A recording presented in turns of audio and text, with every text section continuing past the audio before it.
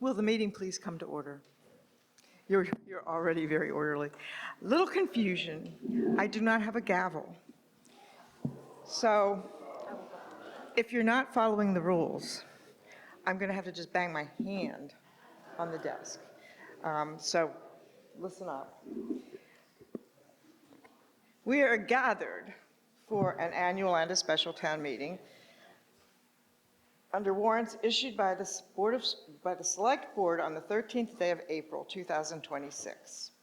Has the town been warned of the business before it? Yes. Great. There are some town employees who are not residents of West Newbury who occasionally have information that we would like them to share, and we ask them to speak.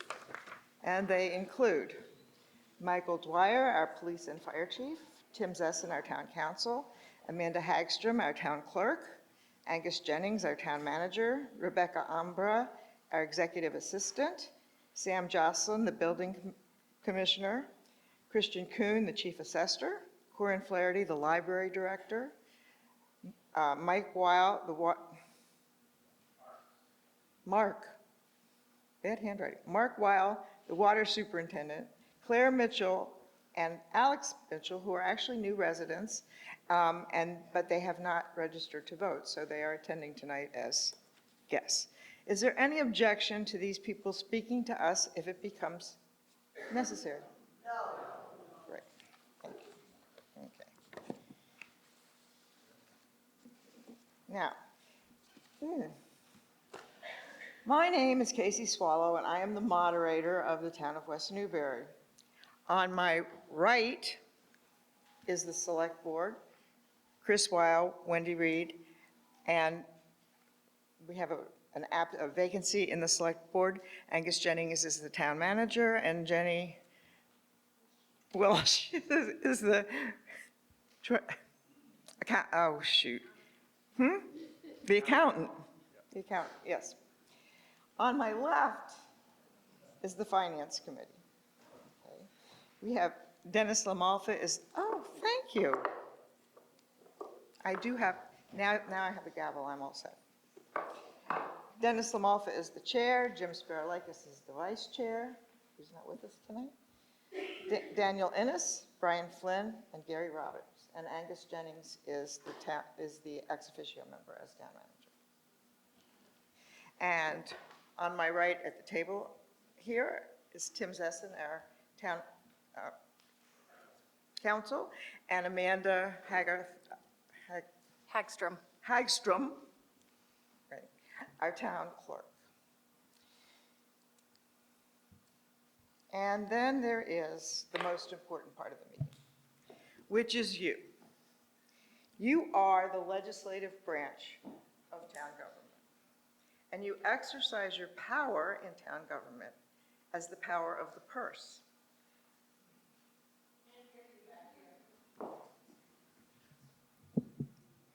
I'll just have to stand still.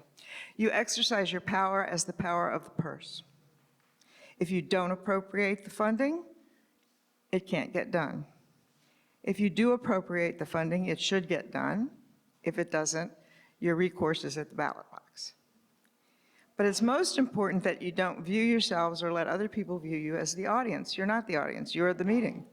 You're the most important part of the meeting. And so if you have something to say, or if you have a question, please do not hesitate to raise your hand, get recognized, and participate in the meeting. The worst thing I can think of happening is someone sitting there thinking, I'm not happy with what's going on, this is not what I wanted to see, and just feeling reluctant to participate in the meeting. So please, please, please participate fully. The meeting is a very formal process in some ways. I will introduce an article. Someone will make a motion, and the motion has to be within the purview of the article. And then I will ask the recommendation of the Finance Committee, which I hope they will give. You also have the Finance Committee booklet at your disposal, so if you wonder why the Finance Committee recommended what they recommended, you can look in the booklet, and it's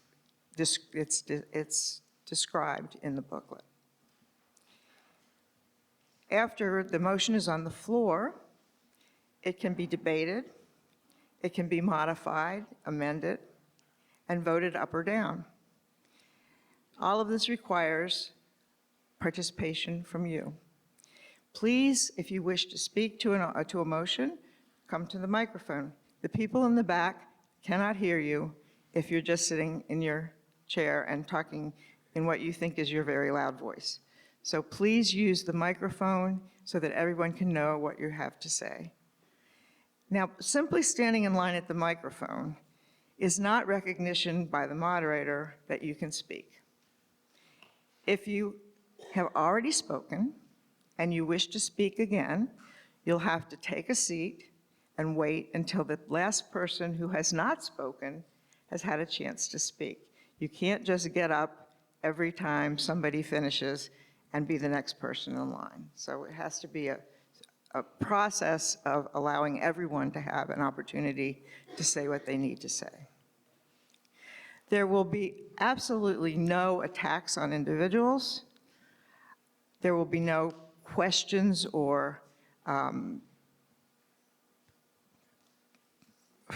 unkind words to individuals, or the moderator for that matter. It will be a debate, but it will be orderly debate. And everyone is asked to please limit your remarks to 2 minutes. I know that's hard to do, but everyone wants to have a chance to say something. So if you keep going on and on and on, it's going to limit what people have a chance to say. So having said that, here's how we're going to do the meeting tonight. We have 2 meetings. We have an annual town meeting. We have a special town meeting. I will open the annual town meeting, and we will take up the first 4 articles. After that, we will recess the annual town meeting and take up the special town meeting. We will continue with the special town meeting until we're finished. And after the special town meeting is finished, we'll return to the annual town meeting and pick up again with Article 5, which is the line item budget. Okay. So I will start with the annual town meeting.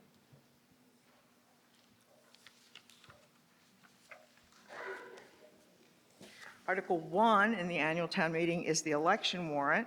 We won't discuss that tonight or do anything with that tonight. That is the election which will be next Monday. I encourage everyone to vote in the election on Monday. I particularly am interested in encouraging everyone to vote as much as possible these days. So please go and vote in the annual election. Article 2 is a catch-all for people who want to make town reports. And tonight we have quite a number of people who wish to make town reports. So those of you who are making reports, I request that you keep it as brief as possible. We have a lot of business to go through tonight. And the longer we take with the town reports, the less time we'll have for the actual articles on the warrant. And this is in no particular order. I think this is just the order that people notified Amanda that they wanted to make a report. But the first report is coming from the Select Board.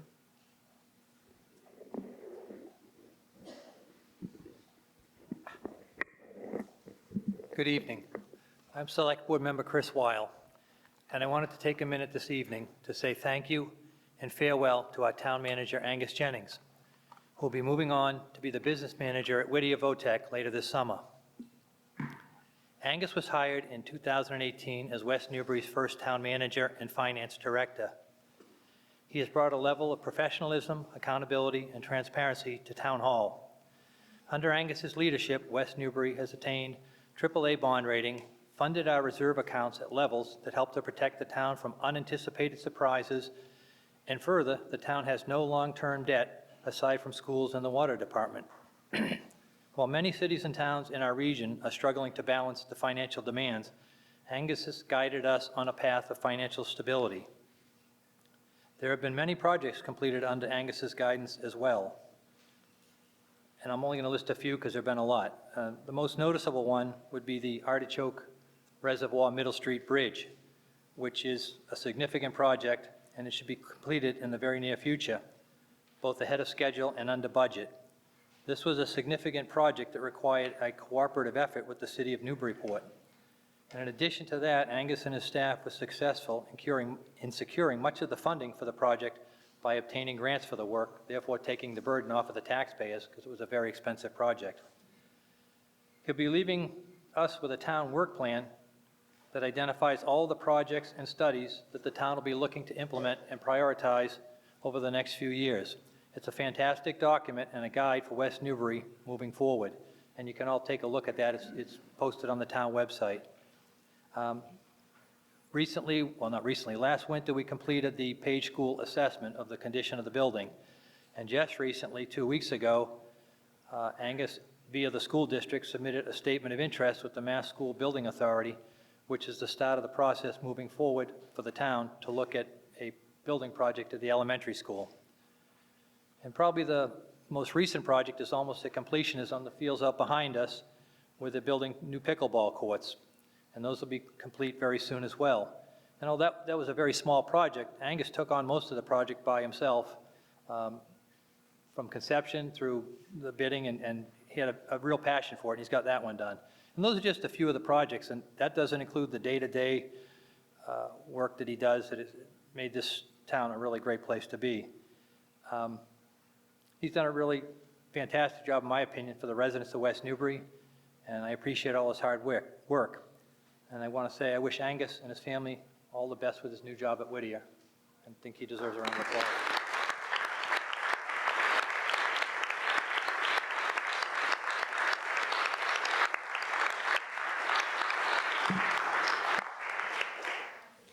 I actually have the select board twice, so you have another report? Select board. Yeah. So I wanted to talk about this year's Citizen of the Year. This person is a 13-year resident of West Newbury. She moved here with young children and a small house, and when it became time to upgrade, found another house in West Newbury and restored a historic home. She has a career in advanced education and early childhood intervention, and she's been an advocate for diversity and affordable housing. She served as a member of the Housing Production Plan Working Group. She's also an avid gardener and environmentalist, so that is one of the reasons we kind of coaxed her to become a member of the Conservation Commission.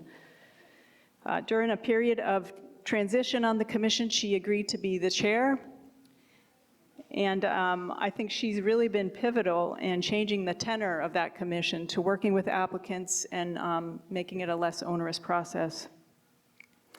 We've also had 3 conservation agents while she's been chair, young people moving on to bigger and brighter futures, which is great, but she has had to train and hire all of those agents, and in periods between when we didn't have an agent, she served as conservation agent, in addition to taking care of her family and her professional requirements. So all of these factors, but especially the calm and compassionate way she approaches everything and everybody in town, the Select Board wanted to honor Margaret Hawkins as the Citizen of the Year.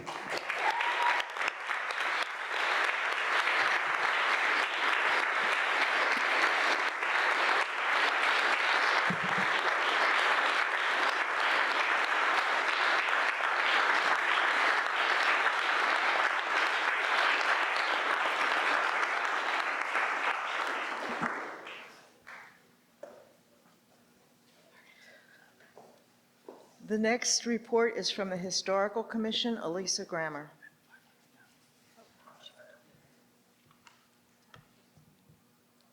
No, not Elisa Grammer. Yes, that's fine. I won't take much time. My name's David Donnie. I'm a member of the Historic Commission.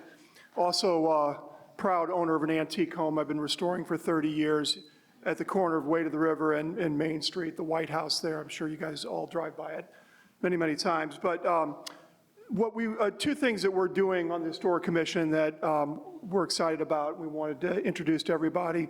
One of them is the historic home plaques for anybody with an antique home. Jennifer Munston, who can't be here tonight, she's a professor and she's got another commitment. Myself and Elisa came up with the idea to make this happen. Anybody that's been in Newburyport or Ipswich or Marblehead knows how neat the historic signs are on all the antique homes. We decided to model it after the sign that B. Downey put on the oldest house in town, the Moody Ridgeway house. That sign's been there for about 50 years, and it's the shape of a book. There's lots of ways. If people are interested that own antique homes, we're going to be mailing out a description. It looks like this that you'll get in your mail, or anybody can contact me and I'll give you one. But the signs are being made by Cape Ann Sign. They cost $225. So the homeowner would have to pay for that because we don't really have any money for this. It's just, and we would suggest to people that, because unlike Newburyport, we don't have people walking 5 feet from the corner of your house, so don't put too many words on it or people won't be able to read it. Keep it simple. So just to show you how I did mine, our house was built in 1688 by the Bolton family, burned down in 1734, was rebuilt in 1735 by the Hughes family. So that's how I did it with the 2 dates. But you can do anything you want. And if anybody needs help researching their home, I am happy to do that. This is my passion, and there's a lot of resources. I'm happy to do that for you. Which leads to the second thing that I'm doing, or we're doing, is we're trying to, or I'm going to be writing monologues on antique homes in the town. I've done 2 of them, my home and the home across the street, which is the oldest house in town.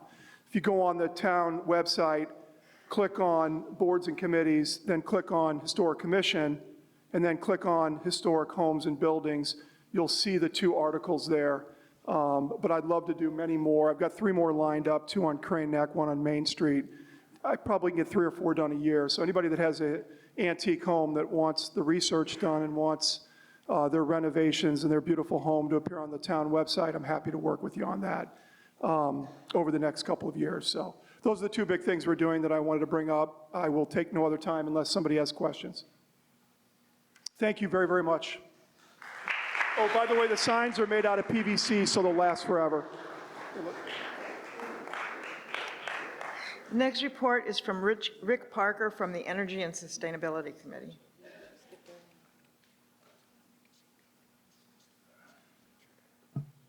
Hi. I'd like to provide an update on several items related to energy costs and energy savings opportunities in West Newbury. The first is Community Choice Power Supply Plan. Since April 2025, the town has had a plan which offers new options for electricity supply to residents and businesses. For that 9-month period, customers in the plan saved over $174,000 compared to the National Grid basic service rate that most people were on before the Community Choice Plan. That's about $15 a month per household. The next thing is the heat pump electric rate. So as many people may already know, National Grid announced last fall that a new lower electric delivery rate is available for residential customers who use heat pumps for home heating. The rate applies to electricity use from November 1st to April 30th. Estimated savings for eligible customers are $70 to $141 per month for the 6-month period. While that winter discount is about to expire for this year, anyone using a heat pump for winter heat who is not sure if they're enrolled should check with National Grid to verify their status. The Energy and Sustainability Committee page on the town website has more information and details. The next is solar revenues. The Main Street solar field provided over $81,000 in net metering credits and other payments to the town during the last fiscal year. Since the system came online in 2015, it saved the town about $600,000. That system didn't cost the town a penny to put in. So it's proven to be a pretty good deal. Next is a streetlight update. Last August, the town submitted a request to National Grid to upgrade the streetlights in town to more efficient LED fixtures. National Grid has started to convert the lights at no cost to the town, which will save West Newbury around $8,000 per year on electrical energy usage. The company will also pay the town a one-time rebate of around $6,600.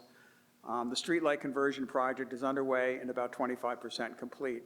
So people may have already noticed that some of the streetlights in town have changed. You can tell there's a slight difference in coloration, and the lighting, it's what's called dark sky compliant. So it's intended to not, provide as much extraneous light going into the sky, which affects wildlife and birds. The committee anticipates that energy prices will continue to rise in the coming years and will continue to work on reducing energy costs for the town and its residents while promoting electrification and the transition to renewable energy. Thank you.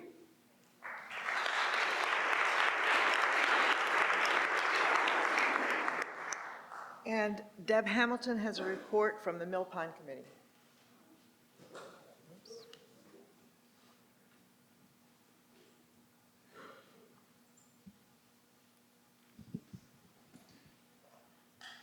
Thank you, Madam Moderator.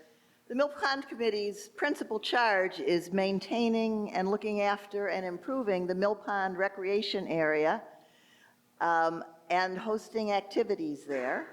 In the last year, we've spent our $1,200 budget on a new picnic table in the horse and dog waiting area, a couple of new benches near the dock and about the dock. There is a space currently between the shoreline and the sections of dock with something we're working on, but we need to comply with DEP requirements, so there's a certain amount of hoop jumping that has to take place there.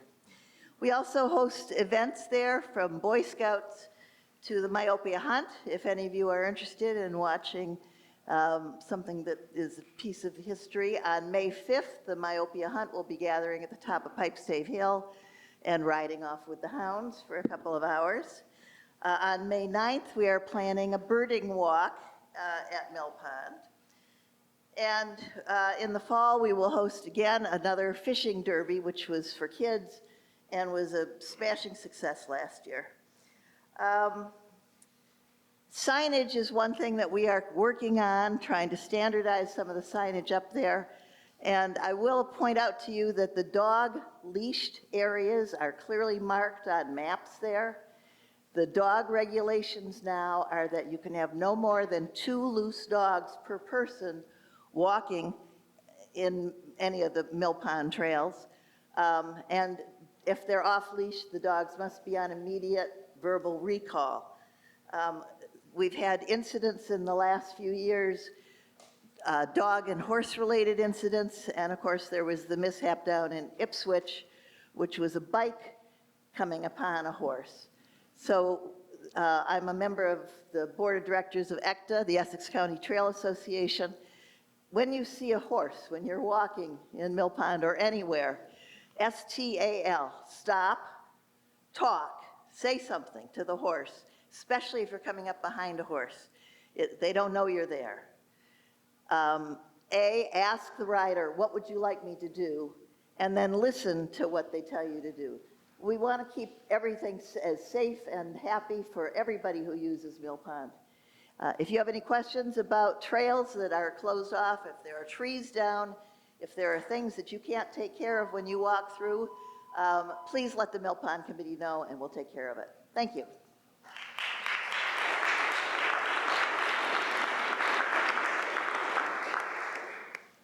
The next report is from Fred Chinania from the Library Board of Library Directors. Good evening. I'm Fred Chinania, Chair of the Library Board of Trustees, and I'm speaking to you on their behalf tonight. First off, we want to thank everybody who has supported the library in the past. Tonight, we are once again asking for your support regarding the library budget and restoring cuts that are proposed for the materials budget. I'll be proposing an amendment at the appropriate time later. I just ask you to keep 2 things in mind during any ensuing discussions. First, you may hear a bunch of numbers and percentages related to this budget line, but there are only 2 dollar amounts you should keep in mind. $87,000 is what the library needs for materials in fiscal year 2027, and $63,000 is what the Finance Committee has put before you. The second thing to keep in mind is that the impacts of this cut are significant in and of themselves, which I will explain later, but they also include the potential loss of state certification for the library. The main questions that I will address later when the budget comes up are, what are the impacts of cutting the materials amount down to $63,000? And second, what do the Board of Library Trustees want the members of the town to do about it? You can get a lot more detail in the handout that was given to you at the door. And so I will be speaking later on those 2 points. Thank you, Madam Moderator.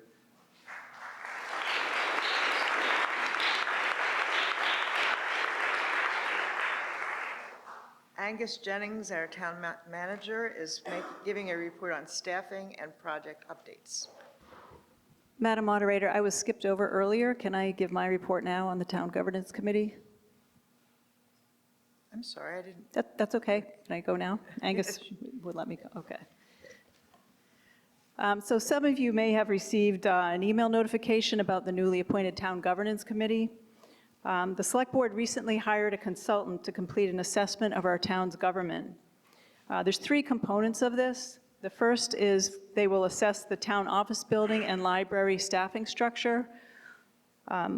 Secondly, they will look at board, committee, and commissions in our town, the whole roster, and look at how they're aligned with town priorities. And then the third piece of it is to look at the status of our transition to a town manager form of government. The Select Board thought this was important work to be done prior to learning about Angus's leaving us, and it's even more critical now before we bring in a new town manager to kind of assess where we're at and what we need to do to improve things. So the Select Board was really wanted this to be a public process, and we want it to feel transparent and objective. So we thought it would be better to appoint a committee to manage this rather than us be the person that's directing the consultant. So we appointed this 5-member committee, Ann Bardine, who's the planning board chair, Tom Ellis, resident at large, myself representing the Select Board, Gary Roberts, who's on the FinCom, and he was a member of the prior town manager search committee, and Jennifer Walsh, who's a resident and our town accountant. So those 5 people make up the Town Governance Committee, and they will also serve as the Town Manager Search Committee. That's in the Town Manager Act, as we have to have a search committee be involved in hiring a new town manager. So we had our kickoff meeting a couple weeks ago with the consultant. This is a great committee, and it's very exciting. The consultant is has a lot of experience in this kind of work. And then they'll be on site here talking to employees and board and committee members the first week in May. The project will culminate in a report with recommendations. The Select Board should have this late summer or early fall, and we'll have a public meeting to discuss the results of this. If you're interested in further information, the Town Governance Committee has a webpage now, so you can look at the scope of work and the committee charge and so forth there. We'll also have agendas and minutes there. These are all public meetings if you'd like to attend. Thank you.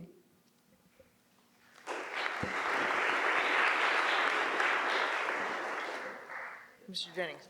All right. Thank you very much, Angus Jennings, Town Manager. I just wanted to give a very brief staffing update. I wanted to extend thanks to Christine Marshall. Christine is not here tonight because she is with her daughter for what is anticipated to be the birth of a grandchild. So under those circumstances, that has led her to the decision to retire. But those of you who have worked with Christine these last several years as the Council on Aging Director know just how much value she's brought to this town. So she's been a tremendous public servant. She's one of many wonderful people that we have on staff. I think we have a really fantastic team across the board. So for those of you who may not know, if you have questions on things, always just go to town office or call your staff and ask, because there's a lot of really knowledgeable and helpful people. So it's been a pleasure to work with those on staff. And I do want to also welcome Sonia Nathan, who began today as the new Council on Aging Director. And there is an event this Thursday, midday, which is open to the public to welcome Sonia and to see off Christine. So I want to say a word about that. I wanted to say just one thing briefly about Whittier, not in my new capacity, but in my current capacity as town manager. Chris Weil and I both serve on a regional working group related to the Whittier Regional Agreement. And that's something that those of you who come to town meeting next spring can expect that that is likely to be on the warrant. Those of you who know, there was a vote early in 2024 that voted down a proposed new school building. A major reason for that is believed to be that the underlying agreement is broadly perceived as not equitable or not fair. So there's a major effort that's been underway for some time now and is really getting a lot of focus on the terms of the regional agreement. And that is something that to amend would require approval of all 8 town meetings and all 3 city councils within the region. So that's something we're hard at work at to hopefully bring to voters a year from now. So we wanted to say something tonight so that people know what's going on, and those are all posted meetings with minutes and agendas.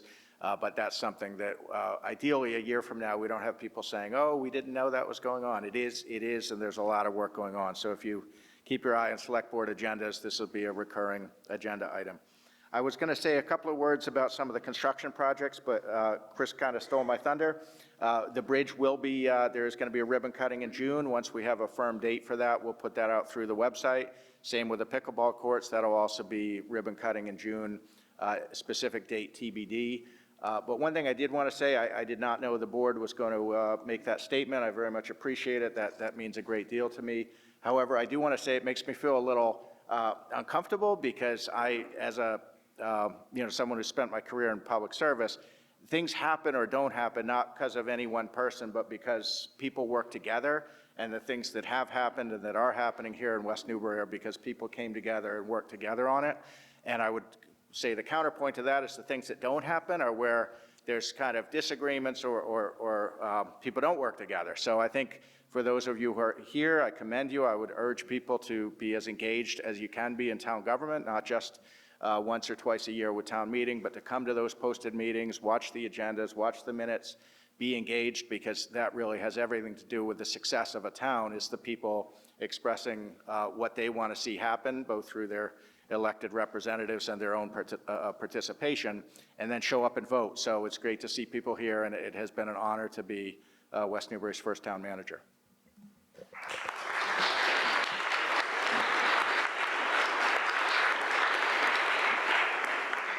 And I think finally, although there may be others out there that I'm not aware of, we have a report from the Whittier Tech Regional Agreement Amendment. Oh, that was what I said. Yeah, I chair that committee. Yes? That was my update. Oh. Just that we're working on the regional agreement. Yeah, Okay. thank you. Okay. Are there any other reports at this time? Casey, I did say, I forgot one thing. We're having a workshop next Thursday, May 7th at, I think it's at 6 o'clock at the middle high school. We're going to send something on the website tomorrow, but on continuing planning for pedestrian safety on Route 113. You've seen there was the upgraded crosswalk up at Page School. We have conceptual design underway at the library town hall crossing, and there's also a traffic calming initiative underway for the town center. They're both at the very early stage. So there's a meeting next Thursday, a week from this Thursday, and we'll send something out on the website tomorrow. And those of you who live in those areas will get a notice by mail. But that's something going to be a continuing effort. It's a state-owned road, so it takes a long time to get anything done. But that is something, if you're interested in, there's going to be a good meeting a week from Thursday, May 7th.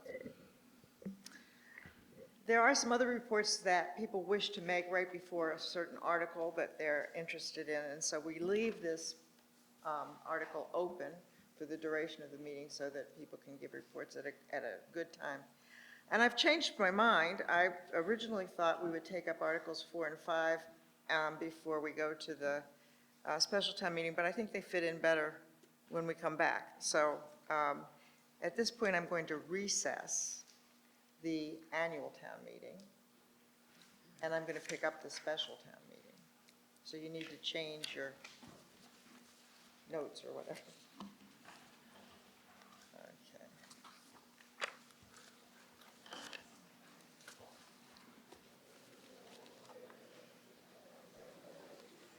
Okay.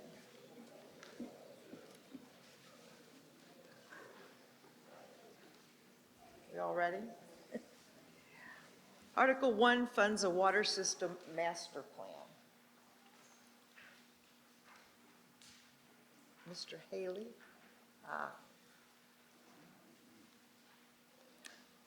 Hello. My name is Jack Haley. I live at 175 River Road. I serve on the Board of Water Commissioners, and I've been asked to do these presentations. Board Chair is absent tonight. Before I make the motion for the vote, I was asked to provide a bit of context for the vote. The Water System Master Plan, the Water Department is seeking the approval of the town's residents to engage the engineering firm of Ty and Bond to conduct a thorough inventory and review of the Water Department's water infrastructure, including well fields, treatment, distribution, and related ancillary systems in order to determine the appropriate timing and level of investment needed in the future to ensure that West Newbury's public water supply continues to meet the future needs of our residents. The deliverables of this plan will inform the water rate study, which the Water Department is proposing in a subsequent article, Article 2, also to be presented.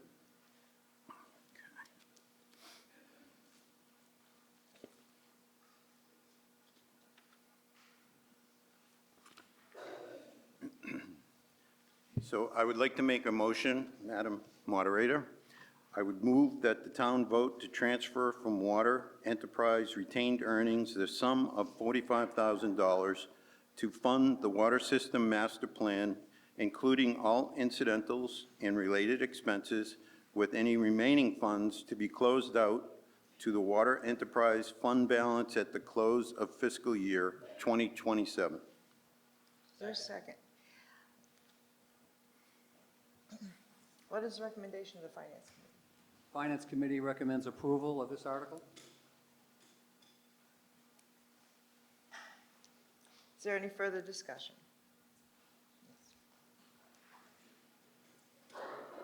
Brad Busher, 347 Main Street. Just wondering why the town is switching to Ty and Bond from Weston and Sampson, and what procurement steps were taken by the commissioners to select Ty and Bond.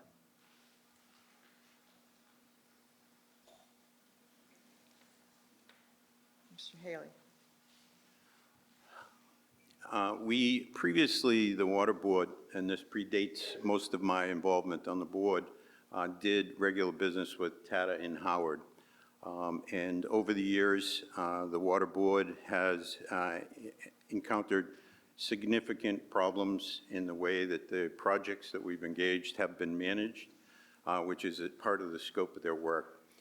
We did an investigation of available resources using the websites that the state provides, identifying firms locally that are capable of this type of work. And Ty and Bond continually kept coming forward as one of the parties that does this for many communities surrounding us. So that was the primary reason we chose it.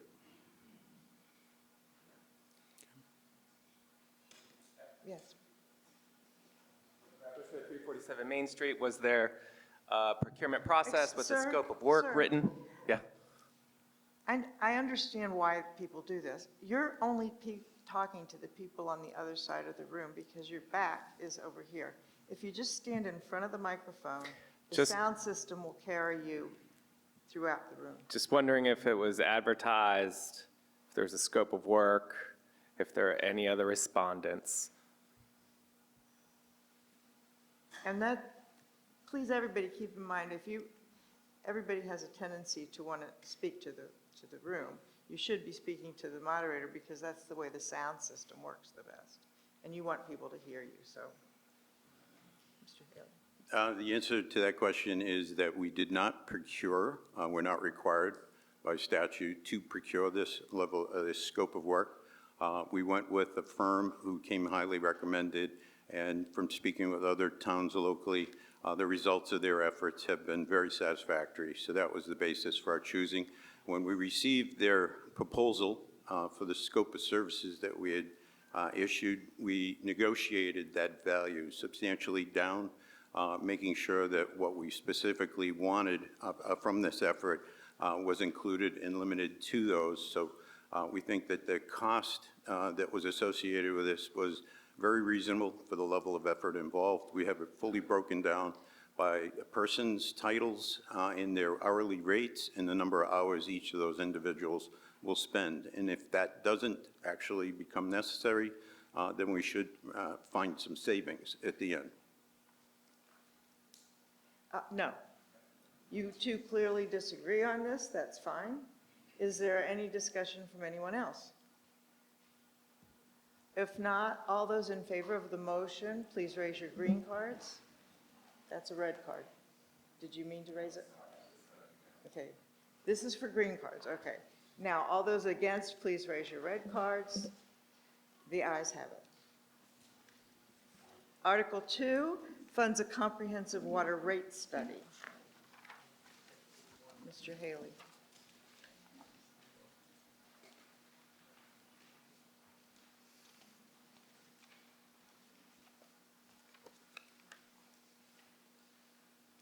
Thank you, Madam Moderator. Jack Haley. I'm going to make a motion for the approval of the water rate study, but first let me provide a little context. The Water Department is seeking the approval of the town's residents to engage, again, the firm of Ty and Bond to conduct a review of the Water Department's operations, annual expenses, water revenues, sources, rate structures, and long-term infrastructure reinvestment plan to develop a water rate structure proposal for the subsequent 3 fiscal years, including 2028 through 2030. These rates shall attempt to balance the needs of ratepayers with the need to continually progress toward long-term system infrastructure investment. May I make the motion? I move that the town vote to transfer from Water Enterprise retained earnings the sum of $24,600 to fund a comprehensive water rate study, with the remaining funds to be closed out to the Water Enterprise Fund balance at the close of fiscal year 2027. What is the recommendation of the Finance Committee? The Finance Committee also recommends approval of this article in conjunction with that other study. Further discussion? If not, all those in favor, please raise your green cards. All those opposed, please raise your red cards. The ayes have it. Article 3 pays unpaid bills. Mr. Haley.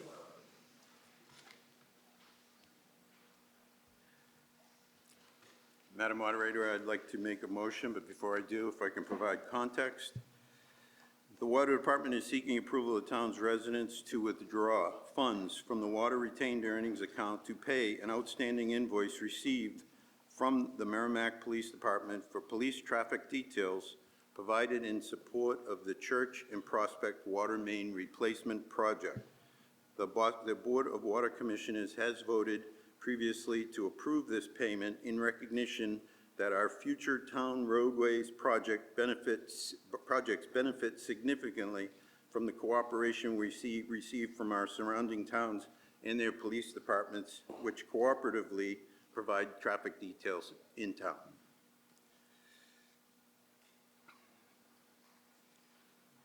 And now I'd like to make the motion on the unpaid bills, Article 3. I move that the town vote to transfer from the Water Enterprise retained earnings the sum of $1,301.25 to fund the payment of unpaid bills incurred during the prior fiscal year. What is the recommendation of the Finance Committee? Second. Thank you. Finance Committee recommends approval. It's unclear whether this money was appropriated and not spent, or not appropriated, so we'll have to take a 9/10 vote because it's an unpaid bill. Since it has to be a 9/10 vote, I'm going to do it in reverse order. So will all those opposed to paying this unpaid bill, please raise your red cards. All those in favor, please raise your green cards, and it was unanimous.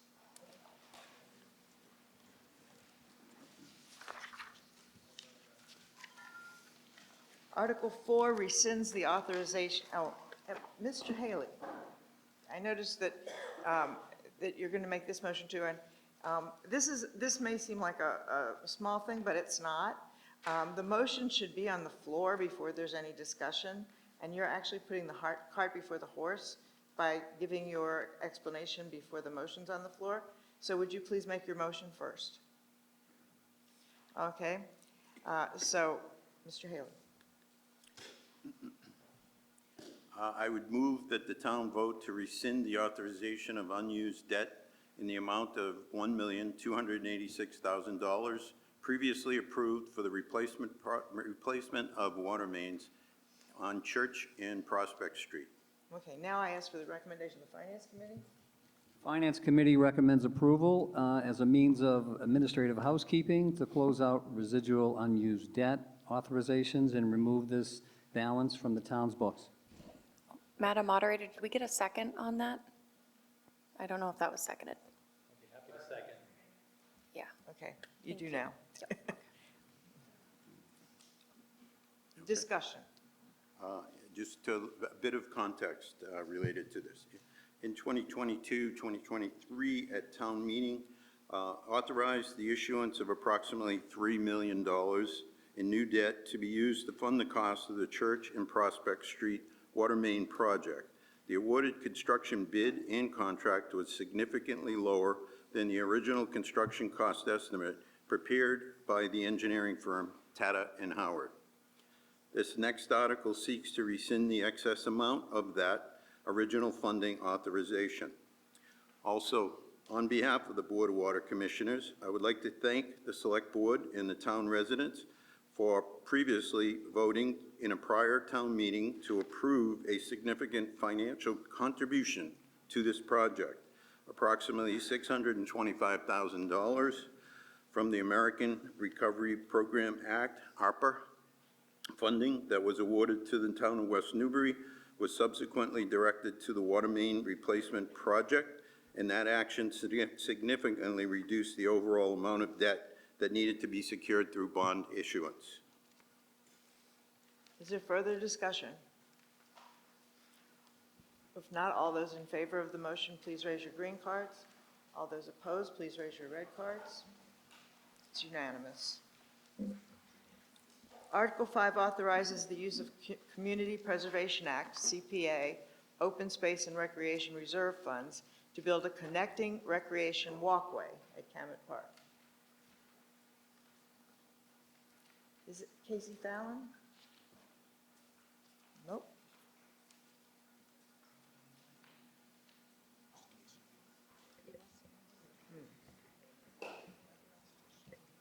Yeah. Madam Moderator, I move that the town vote to transfer from Community Preservation Act Open Space and Recreation Reserve Fund the sum of $25,000 to fund the construction of a walkway at Camet Park to connect the Snack Shack parking lot with Action Cove and the new pickleball courts, with any remaining funds to be closed out to the Community Preservation Act Open Space and Recreation Reserve at the close of fiscal year 2027. Second. Thank you. What is the recommendation of the Finance Committee? Finance Committee recommends approval, and this new walkway will be excavated and completed using stone dust material and will be consistent with other walkways in the park. Is there any discussion? Not all those in favor, please raise your green cards. All those opposed, please raise your red cards. The ayes have it.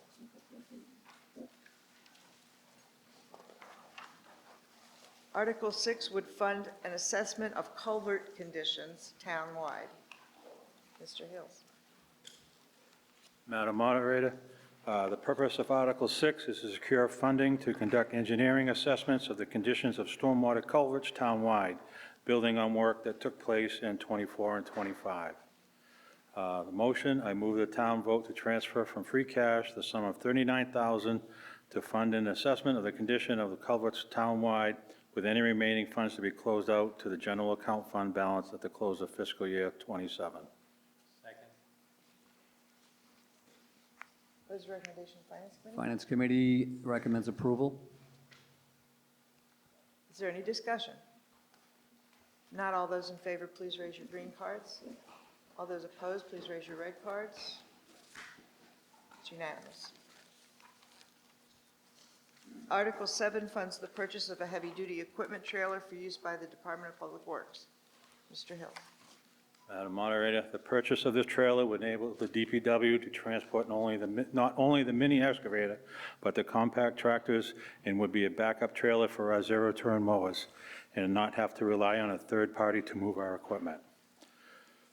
Motion, I move the town vote to transfer from free cash the sum of $15,000 for all costs and expenses pertaining to the purchase of a heavy-duty equipment trailer, including any incidental and related costs for the use by the Department of Public Works, with any remaining funds to be closed out to the general account balance at the close of fiscal year '27. What is the recommendation, Finance Committee? We feel like ownership of this equipment allows the town to control scheduling, respond more quickly to project needs, and avoid rental or third-party transportation costs. And as a result, we recommend approval. Is there any further discussion? Any discussion? Yes. Yes, you do.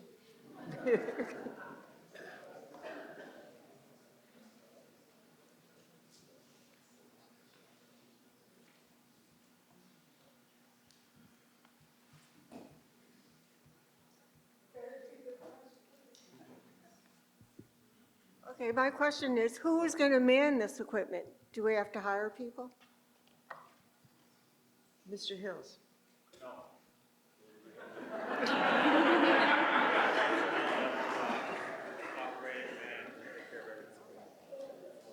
Mr. Hills? I don't know about everybody else, but I couldn't hear the answer. Pardon me? They don't have time?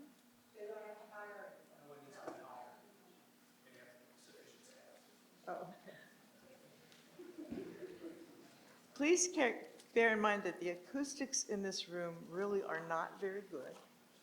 And everyone I can't hear when you're speaking too softly down there. It just comes out as garbled. So in kindness to all of us, please speak into the mic and clearly if you can. And you can't hear me? Okay. Okay.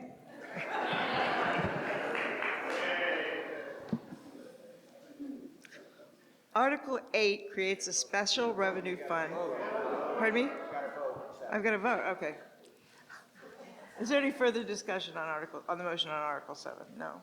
All those in favor, please raise your green cards. All those opposed, please raise your red cards. It's unanimous. Article 8 creates a special revenue fund to consolidate the town's PFAS, which is per and polyfluoroalkyl substances, settlement proceeds. Madam Moderator, I move that the town vote to transfer from free cash the sum of $16,021.45 into a special revenue fund pursuant to Section 197 of Chapter 77 of the Acts of 2023 to consolidate the town's PFAS, per and polyfluoroalkyl substances settlement proceeds. Second. Can I explain the motion? Yes. Let me ask for the recommendation of the Finance Committee, and then I'll open it up for discussion. What is the recommendation of the Finance Committee? Just to add a little bit, it allows us to separate the accounting of these monies. It promotes transparency, accountability, and proper financial management by segregating these resources from the general fund. Finance Committee recommends approval. Ms. Reed. So for explanation, these are funds that the town has received as a result of class action lawsuits against the PFAS manufacturers. So we'll continue to receive revenues, and we're just keeping this in a separate account so that we can use it for further expenses related to management of PFAS. Is there any further discussion? If not, all those in favor, please raise your green cards. All those opposed, please raise your red cards. It's unanimous. Article 9 funds the snow and ice deficit. Mr. Hills.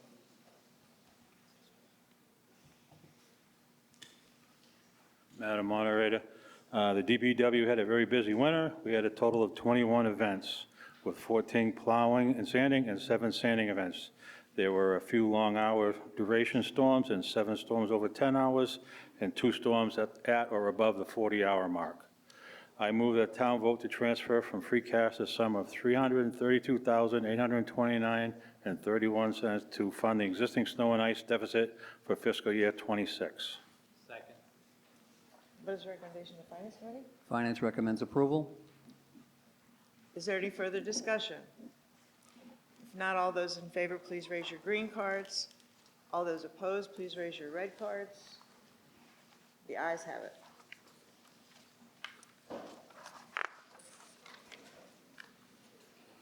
Article 10 provides funding for tasers. Mr. Weil. I move that the town vote to transfer from the Capital Stabilization Fund the sum of $46,000 to purchase replacement of conducted energy devices, tasers, including all incidental and related costs, with any remaining funds to be closed out to the Capital Stabilization Fund balance at the close of fiscal year 2027. What is the recommendation of the Finance Committee?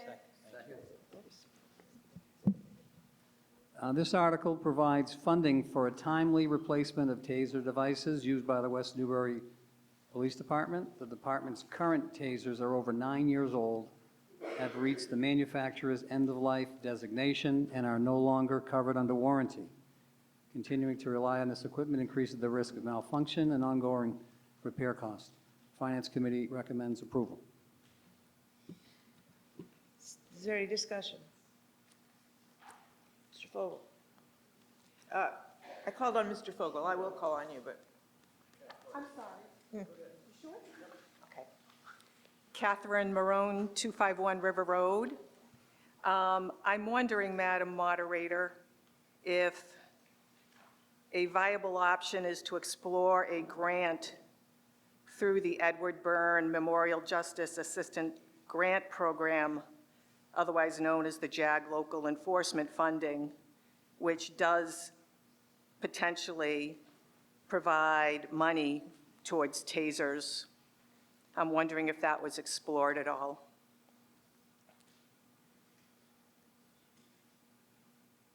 Actually, that's not exactly a rhetorical question, but it's the kind of question that it works better as a suggestion than a. I apologize if I didn't phrase that very well. This makes me nervous. No, it's not that you didn't phrase it very well, but if no one wants to answer that question, it sort of just hangs out there. I'm But just if you have a curious suggestion, whether maybe- the police department or whomever explored a grant option. Okay. Mike Dwyer, your police chief. We have looked at different options for that. The last grant that we did through the Edward Byrne was for portable computers for the cruisers. Some departments have been able to reduce a little bit of the cost, but we're at a time at this point now where we really can't put it off any longer. That answers your question. Thank you.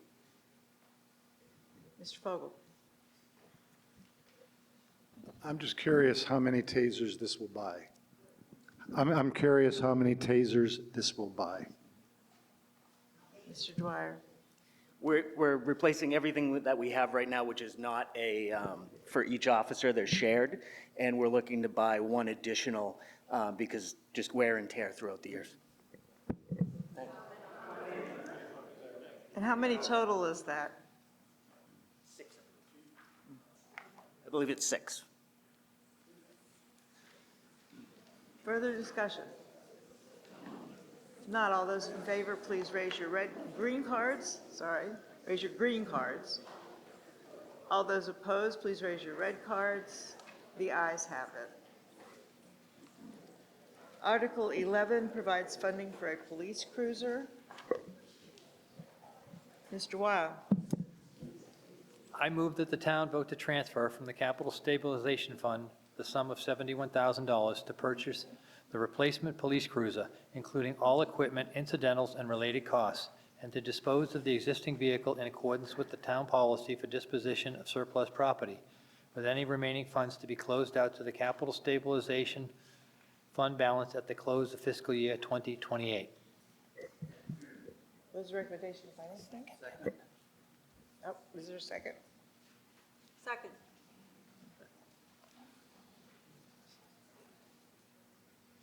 The Finance Committee recommends approval of this article. This purchase is part of what will be an annual planned review of the Police Department cruisers for potential replacement.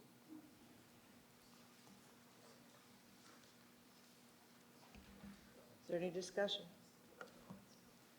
Mr. Parker?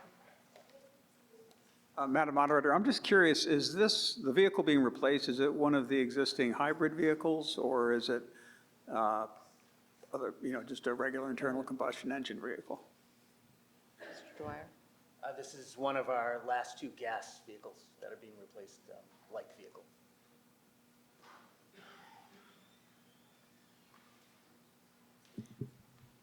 I'm Mary Alice Groves. I live on Farm Lane. And I'm just wondering, how old is the car that you have now? Because it seems like we voted on this just very recently. Mr. Dwyer? I believe it's a 2018. 2018?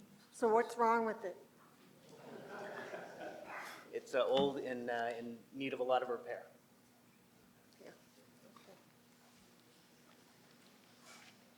Is there further discussion? If not, all those in favor, please raise your green cards. All those opposed, please raise your red cards. The ayes have it. Article 12 provides funding for Page School replacement windows. Mr. Richard.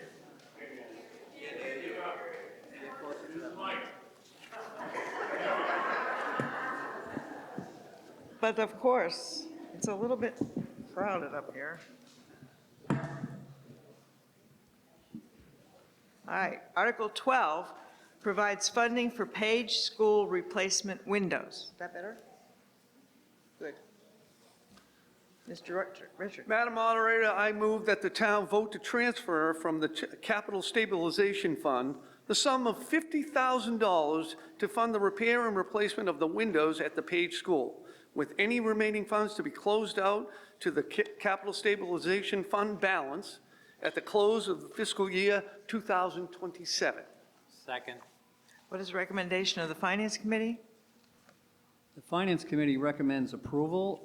This is one small step in the process of replacing many windows there, so I think this will come up frequently.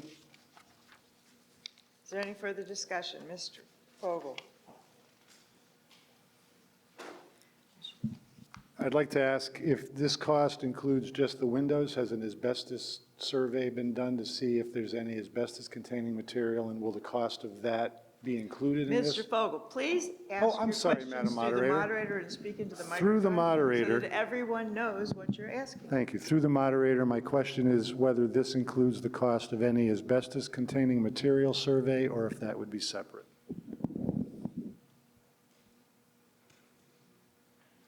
The windows were replaced approximately 6 or 7 years ago, I think, and at that time, they had asbestos abatement at that time.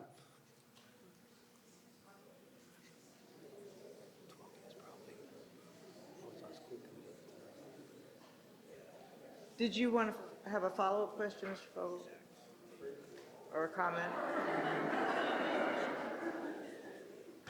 Sorry, but Madam Moderator, my question is, we're replacing windows that are 6 or 8 years old? And the question would be, why? Yeah, if I can speak to that, I hate to correct Brian, because he's terrific and he knows so much more. He knows a lot more about all this than I do. It wasn't 6 or 7 years ago. It was longer ago than that. I think it came out of the green repairs that were approved by town meeting around 2011. And so the windows were replaced more like 15 years. I've been here 8 years ago, and it was well before I started, so I know it wasn't 6 or 7. But what I'm told, I wasn't here, but at that time, the low bid was selected, which is the requirement under Mass General Law, procurement law, There were issues with the windows, and Brian can maybe elaborate on this if you wish, but I believe there have been performance issues with the windows almost right from the start, where some of them don't open and close properly. Some of the windows are quite large, and the counterbalances get jammed, and so you'll see some of the windows in the Page School are propped open with textbooks. Others, if they're not, they will crash down. They're very heavy. Teachers can't even lift some of the larger windows. So the objective with this, and I think the Finance Committee booklet sets it out really clearly in the rationale, is not to repair or replace every window in Page School. It's to deal with those that are the highest priority, whether because of any kind of safety issue or because the building can get very hot on the sunny side and get very cold on the shadowy side. So there's certain windows where them being able to open and close are operationally more important than others because the building doesn't have any HVAC system. So this is a targeted investment for those windows that are the highest priority for kind of employee safety and employee comfort. But the windows are more like 15 years old, and there were issues with them right out of the gate. I don't know, Brian, if you want to elaborate or if that addresses that. I think you covered everything. Okay, thanks. Is there any further discussion? If not, all those in favor, please raise your green cards. All those opposed, please raise your red cards. The ayes have it. Article 13, provides funding for a compact excavator for the Department of Public Works.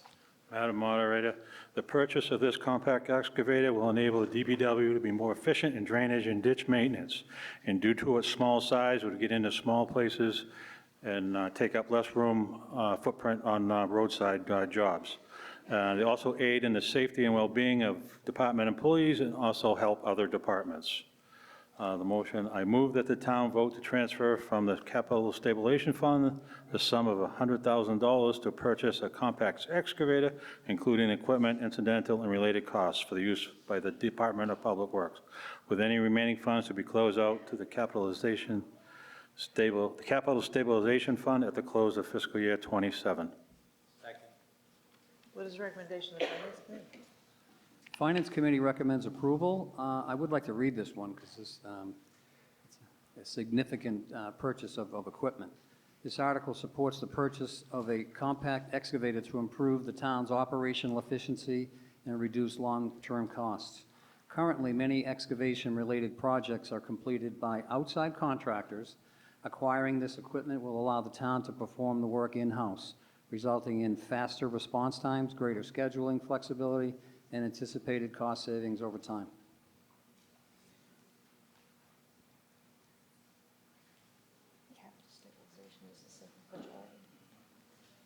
Is there any further discussion?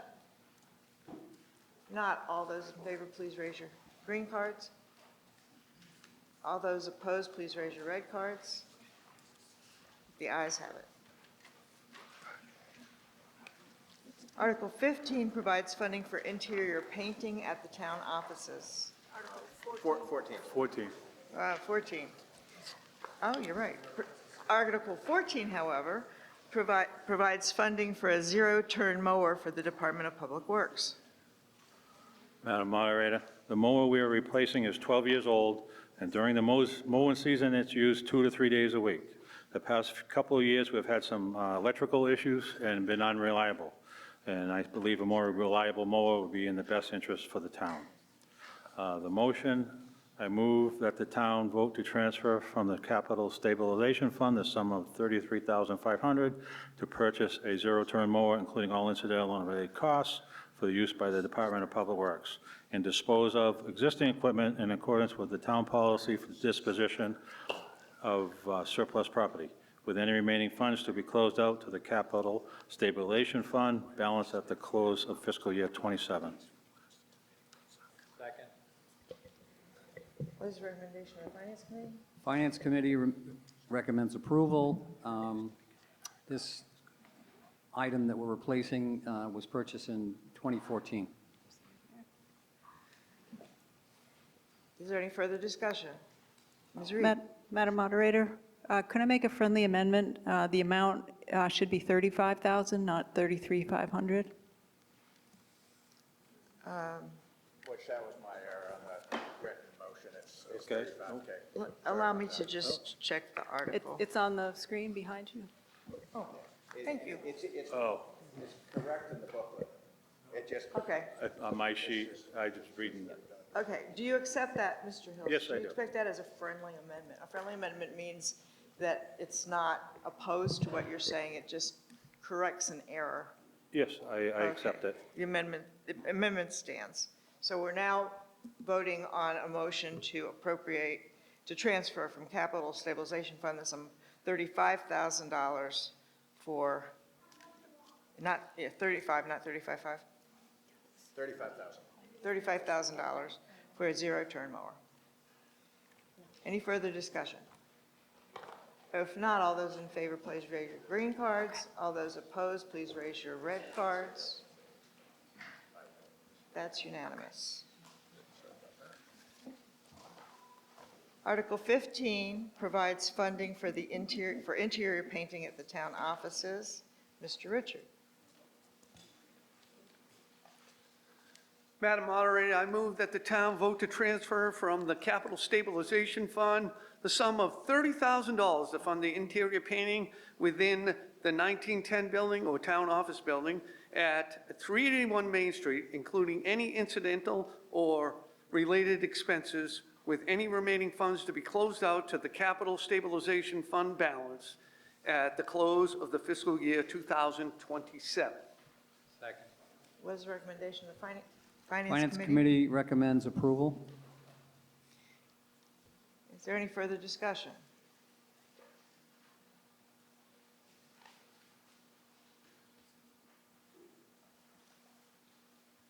Madam Moderator, why is routine maintenance going under capital stabilization fund? Shouldn't this be in the general budget?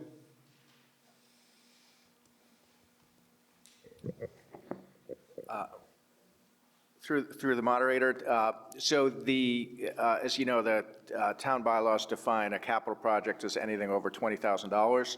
There are times that becomes a little bit subjective. Basically, if it's over $20,000 and it has a useful life of 5 years or more, that is defined as a capital project. So the town's been pretty methodical about putting anything meeting those thresholds through capital.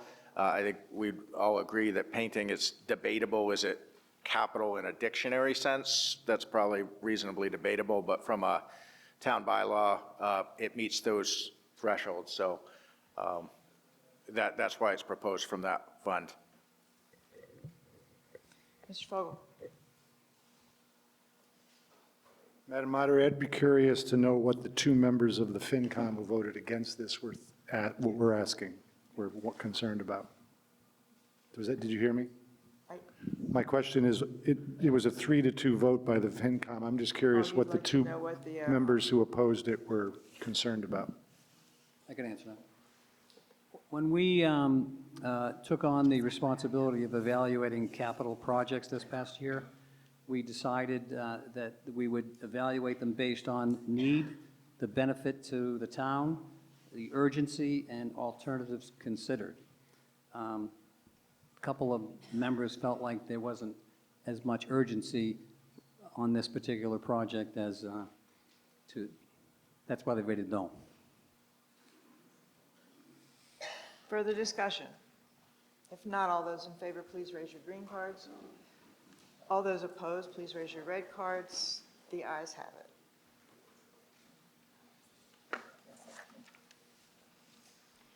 Article 16 provides funding for the replacement of the high-vac units at the Public Safety Complex. Mr. Richard.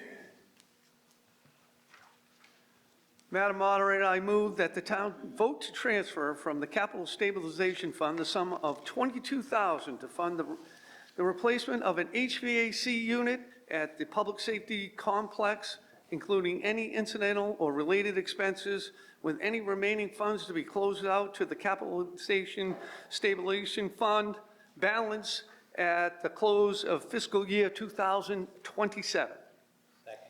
What is the recommendation of the Finance Committee? This rooftop unit was built in 2006 and installed in 2008 with an average useful life of 15 years. And the Finance Committee recommends approval on this. Further discussion? Mr. Parker. Madam Moderator, about a year ago, the Select Board accepted a decarbonization roadmap for the town to eventually, by a target date of 2050, eliminate the town's usage of fossil fuels, essentially to convert everything to electrical power. We're in kind of a hole right now in that we have a lot of equipment that is powered by fossil fuels. And we are at the beginning stage of a transition. It seems to me to be unwise to dig a deeper hole. We'll be committed for another 20 to 25 years on this new piece of equipment, which will at some point be replaced. And you know, we do have an alternative in the form of heat pumps. That's the report that was accepted. Essentially, it's probably single most significant recommendation was that the town convert to heat pumps. So to me, it doesn't make sense, certainly from an environmental standpoint, that we would continue to replace gas-powered equipment or gas-fueled equipment with gas-fueled equipment when there is an alternative that is electrically powered. So that's from an environmental standpoint. You know, further from a long-term cost standpoint, you know, despite current circumstances in this country, the world is transitioning away from fossil fuels.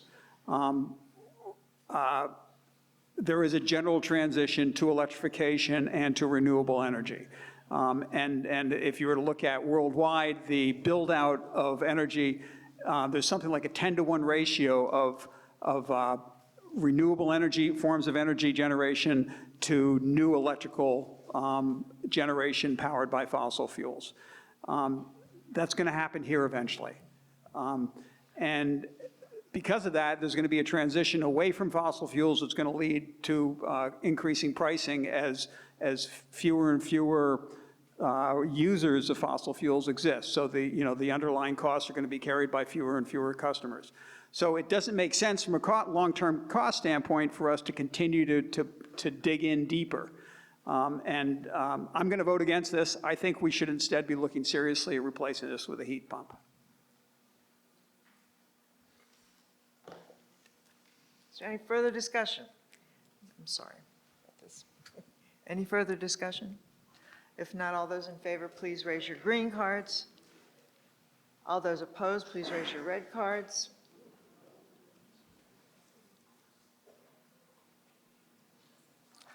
Try one more time. All those in favor, please raise your green cards. All those opposed, please raise your red cards. Motion failed.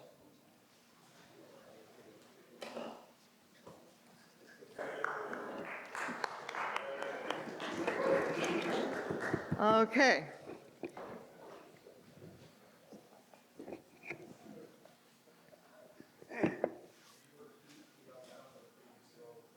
The previous vote for the HIVAC, the motion failed.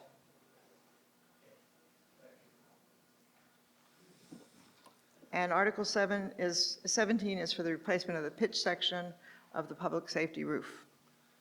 Madam Moderator, I move that the town vote to transfer from the Capital Stabilization Fund the sum of $100,000 to fund the replacement and pitch sections of the public safety complex roof, including any incidental or related expenses, with any remaining funds to be closed out to the Capital Stabilization Fund balance at the close of fiscal year 2027. What's the recommendation of the Finance Committee? In the event this sounds familiar, I think I should read this. During the 2025 Springtown meeting, $195,000 was approved to replace the public safety complex asphalt roof with a metal roof. During the final bidding process, all bids from vendors carrying the necessary licenses to install metal roofing exceeded the $195,000. After further assessment, it was determined that it would be more cost efficient effective to replace the existing asphalt roof with a new asphalt roof, repairing where needed and using better quality shingles, estimating a 25 to 30-year life. The previous $195,000 approved during the 2025 spring town meeting will not be spent with this change, saving the town $95,000 in capital costs. The Finance Committee recommends approval.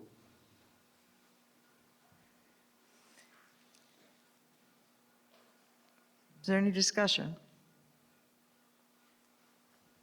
If not, all those in favor, please raise your green card. All those opposed, please raise your red card. It's unanimous. Article 18 provides funding for replacement of the fire alarm control system at the Public Safety Building. Mr. Richard.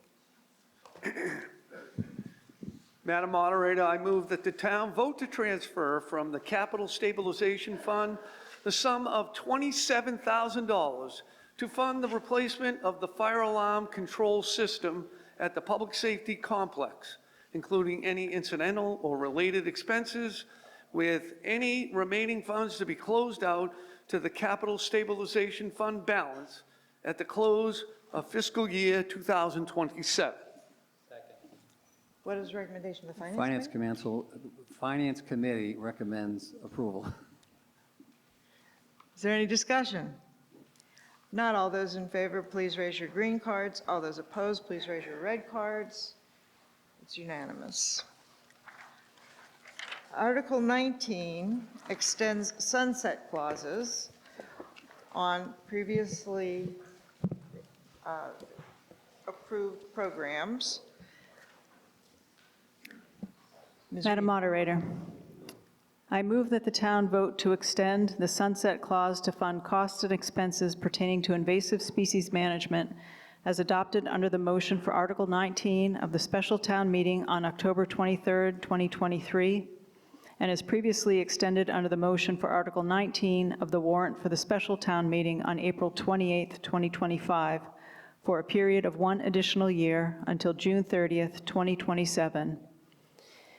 And further, to extend the sunset clause to fund unbudgeted personnel costs as adopted under the motion for Article 8 of the warrant for the special town meeting on April 29, 2024, and as previously extended under the motion for Article 19 of the warrant for the special town meeting on April 28, 2025, for 1 additional year until June 30, 2027. And further, to extend the sunset clause to fund unbudgeted personnel costs as adopted under the motion for Article 17 of the warrant for the special town meeting on April 28, 2025, for 1 additional year until June 30, 2027. And further, to extend the sunset clause to fund costs and expenses pertaining to the water wellfield study as adopted under the motion for Article 15 of the warrant for the special town meeting on April 28, 2025, and as previously extended under the motion for Article 19 of the warrant for the special town meeting on April 28, 2025, for 1 additional year until June 30, 2027. And further, to eliminate the sunset clause to fund improvements to the Page School elevator as adopted under the motion for Article 13 of the warrant for the special town meeting on April 29, 2024, and as previously extended under the motion for Article 19 of the warrant for the special town meeting on April 28, 2025. And further, to eliminate the sunset clause to fund repairs to the Page School flooring as adopted under the motion for Article 15 of the warrant for the special town meeting on April 29, 2024. Second. What is the recommendation of the Finance Committee? Finance Committee recommends approval. Is there any discussion? If not, all those in favor, please raise your green cards. All those opposed, please raise your red cards. It's unanimous. This is the end of the warrant for the special town meeting. Move to adjourn. All those in favor say aye. Opposed, no. The special town meeting is adjourned. We will take up the annual town meeting promptly. If you need a chance to stand up or whatever and move around a little bit, we'll do it in 2 minutes. The party's over.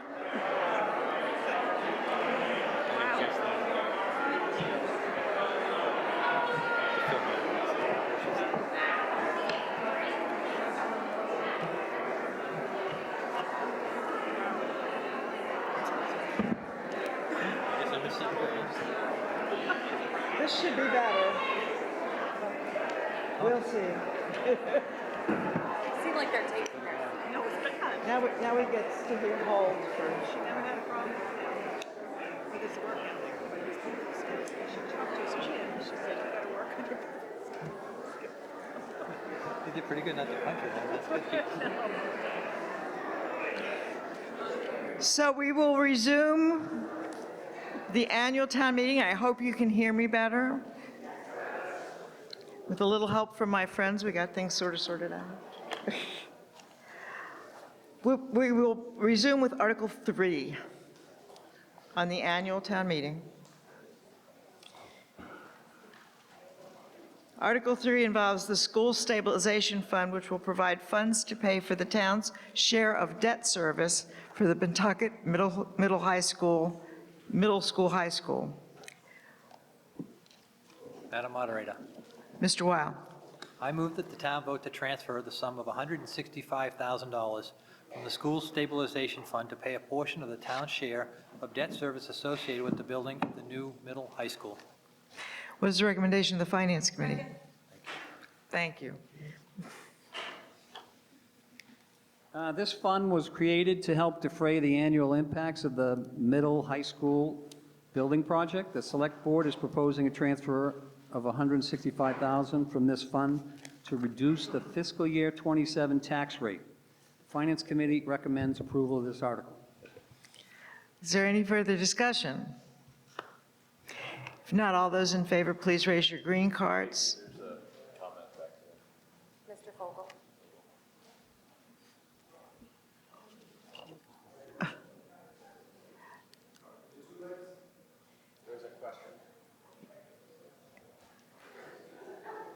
I'm sorry, what are you trying to tell me? We have a question. Well, I did ask for discussion, but we will postpone the vote. It seems to me, Madam Moderator, from reading this, that this is the end of this school stabilization fund, or are there still funds there? I'm curious why it will be borne only in the operating budget, or whether we could continue to take funds out of a school stabilization fund in future years. After this $165,000, there will be $125,000 remaining.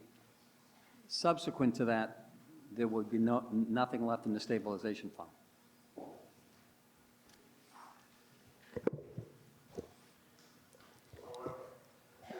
Madam Moderator, unless we choose to fund it with more funds, which is likely, given that we have the Page School project coming up, also potentially the Whittier School project.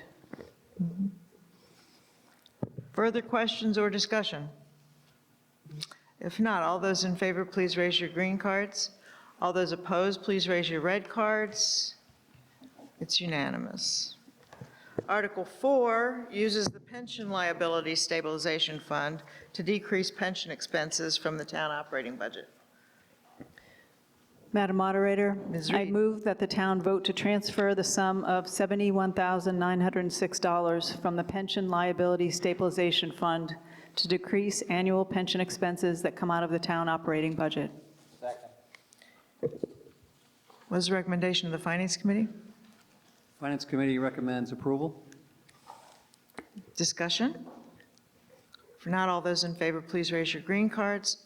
All those opposed, please raise your red cards. I think it's unanimous. Okay. Article 5 is the line item budget. We approach that in a different way, and I will explain. The line item budget is included in your Finance Committee handbook. Looks like this. It has numbers of lines that indicate the funding represented for the town offices and boards. The motion on the floor will be the Finance Committee proposal. So that's the one that's in gray on your. It can be amended up or down, discussed, and voted on. But rather than take them up one at a time and do that, what we will do is go through the entire line item budget, and if you wish to take up one of the lines, please call out loudly, "Hold." I will keep track of all of the items which have had a hold placed on them, and after we finish that process, we'll go back and take up only those lines that have had a hold. Okay? So we'll start with the moderator's salary, the finance committee Madam recommend. Moderator, we didn't make the motion yet, and also I had requested to make a report before this article. I'm sorry. We did not, we didn't make the motion yet, and I had also requested to make a report prior to the article. Okay, I didn't have anything about your request for the report, so I'm sorry about that. Okay. So you may make your report. The motion, the way we've done this in the past, and I know that it has changed, has been that the motion on the floor is the Finance Committee proposal. And at the end, there's a motion that, it's a sort of an omnibus motion that says that as amended or whatever, the motion for the line item budget is what we end up with. So is that this? What do you propose we make as a motion at the beginning? My name's down for this article to make the motion, so that's what I'm asking. I just didn't follow what you were. I'm sorry. I can't. Her name's they're making the motion, but she is asking. Okay, well, please make your report, and then we'll do the motion at the end like we always do. Okay. All right, so the Select Board wanted to just share some information on the budget. Every year you get this long table in the booklet, and you may not understand what's gone into that. It starts in December when department heads are asked to project their budget for the next year. They submit that to the town manager, and then he is tasked with coming up with his proposed budget for the year. That's usually early February. Following that, under the Town Manager Act, the Select Board refers that budget with changes as they wish to the Finance Committee. Then they meet, along with the Select Board, with all the department heads over a series of 4 or 5 meetings in March. And then the Finance Committee votes on a budget and puts it before you. So you are the ones that decide on the budget. We're giving you what we think is appropriate, having the full scope of all departments, but the final decision is up to you. This year, there are several things that happened that were unique in the budget process. The town manager, when preparing the proposed budget, assumes a COLA of 2%. That's the cost of living increase for employees. The Select Board wanted to give more than 2%, but that meant we needed to find some additional funds in the budget as part of our review process. So we did end up doing that, and we'll be giving our employees a 3% cost of living adjustment, which is not huge. You know, we know what prices are right now, but we feel like it's important to show our value, how we value the employees.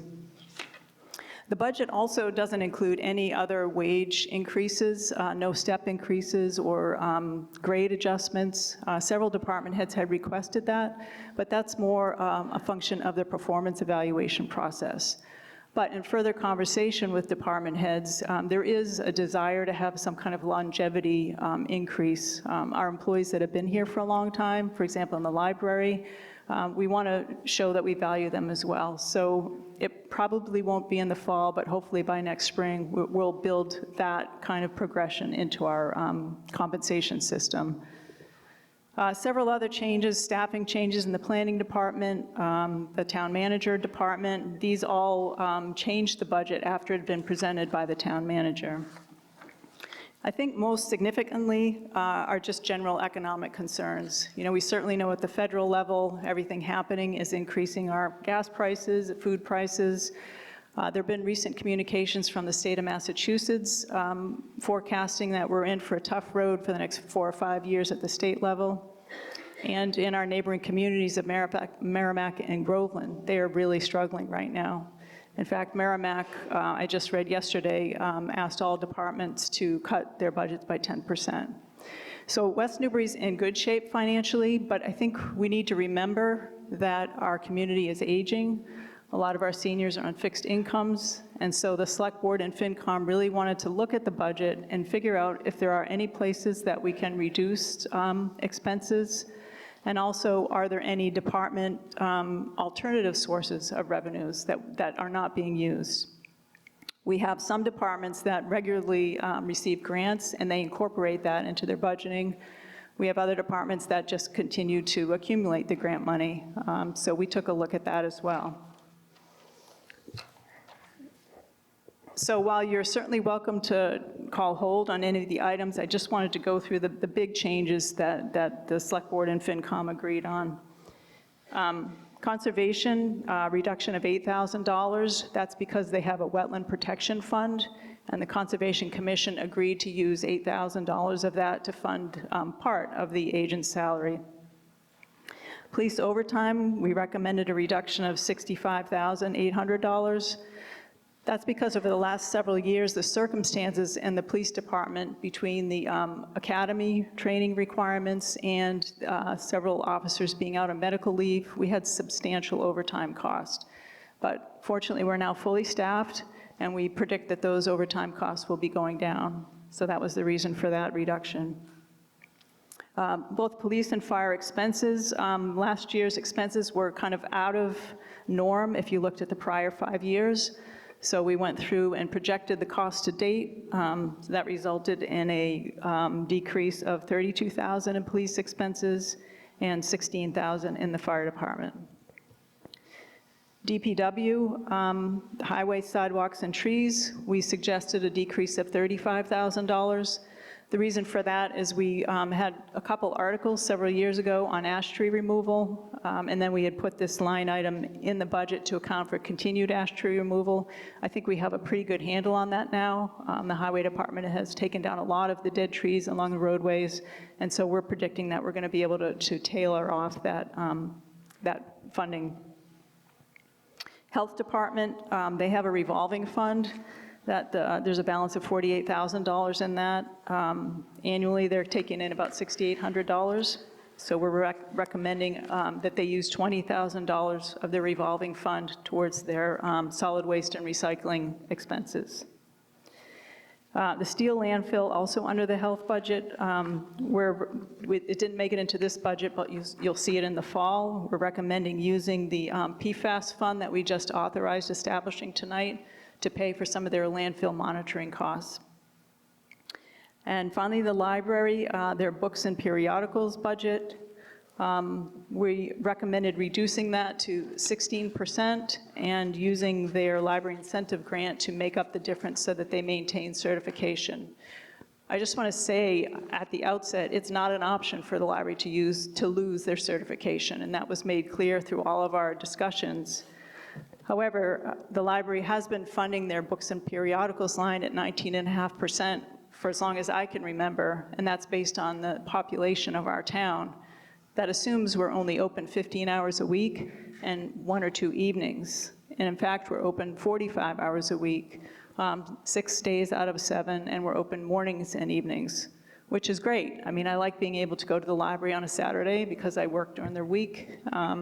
Patrons from other towns whose libraries are not open really appreciate that our library's open so often. But there are serious costs to the town with that, right? The wages, the benefits, the utilities to run the library.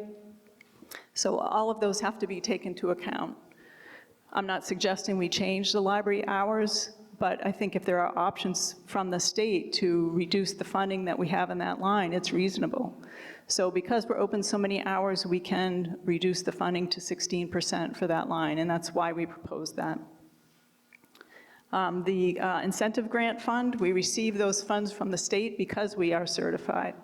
There's currently a balance of $94,000 in there. Annually, we average about $10,000 from the state to that line over the last 5 years.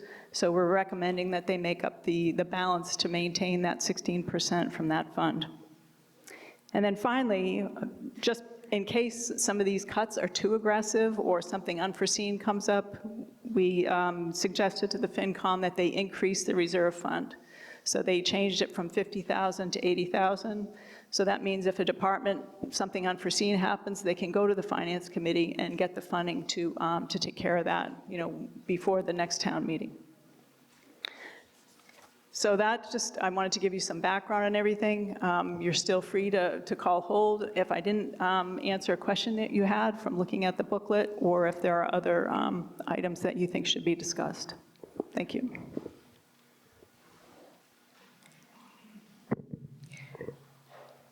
So I'm sorry I missed the report, but thank you for making it. I'm not sure I understand what motion you wanted to make, but I'm just reading my assignment here. So that's a question for you or? I do it how you always do it, and then at the end, there would be a motion. right, at the end, there's a motion to accept all what we end up with. Yep. Okay. So that everybody's fine with that? Okay. So we're back to holds. So I'll read each line, and if you wish to discuss it or modify it, just holler hold. Okay. First line is moderator. The Finance Committee recommends $200 for salary, $40 for expenses. Select Board. Finance Committee for salary and wages recommends nothing. For professional and technical services, $10,000. For operating expenses, $7,000. For the town manager salary, the Finance Committee recommends $176,405. For salary and wages, $151,506. Technology expenses, $86,848. Expenses, comms, building, dues, subscriptions, and continuing ed, $20,500. And vehicle allowances, $3,600.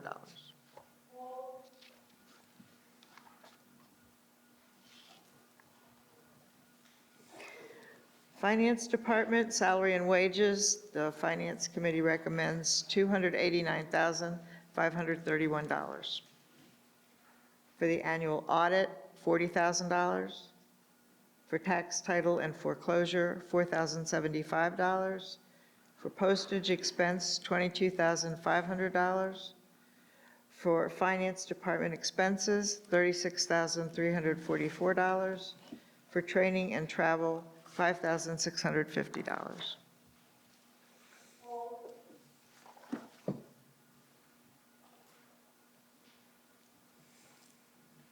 For the Finance Committee, salaries, $0. Expenses,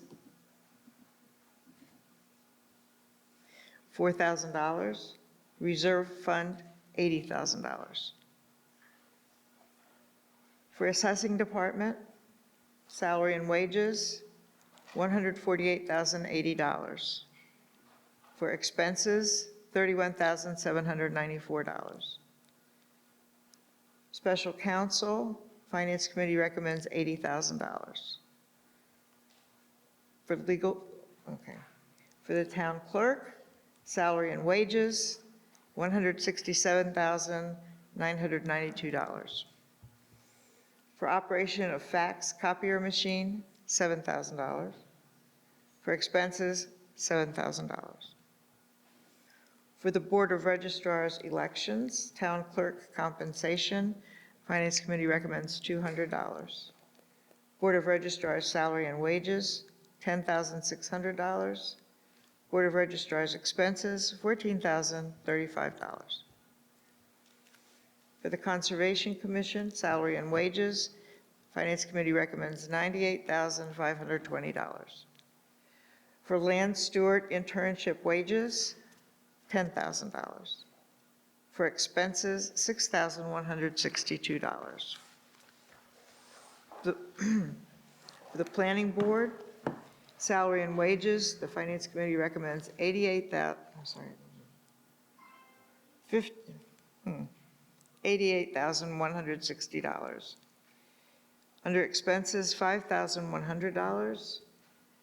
Merrimack Valley Planning Commission assessment, $3,849.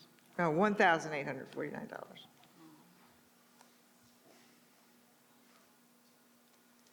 Nothing under the Board of Appeals, nothing under the Open Space Committee.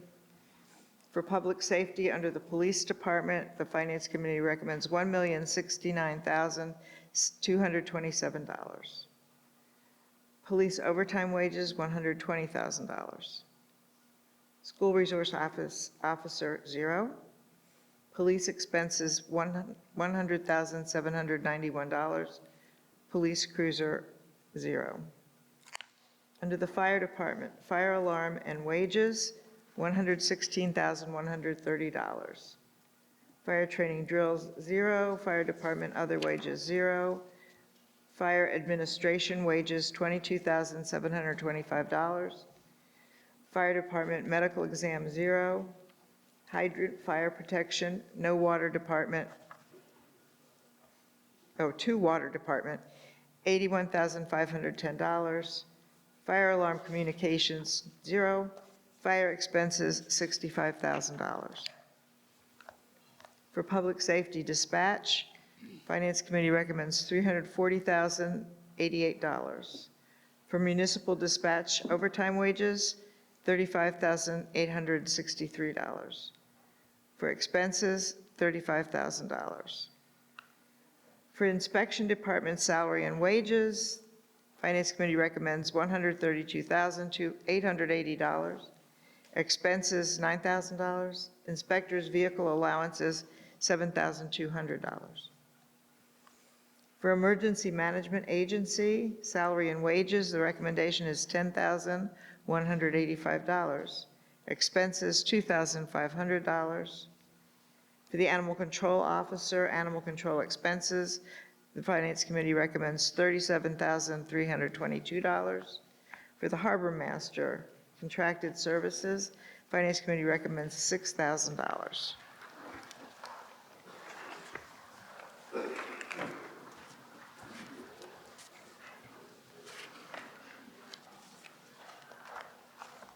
Under education for Pentucket, Pentucket Regional School Assessment, the Finance Committee recommends $8,529,989. For the Pentucket Capital Assessment, $1,180,891. For the Pentucket Assessment Page Phase 2, $462,828. For Whittier, the Whittier minimum contribution, the Finance Committee recommends $196,543. For Whittier other assessments, $21,449. For Whittier debt capital assessment, $22,530. Under Essex North Shore Agricultural and Technical, the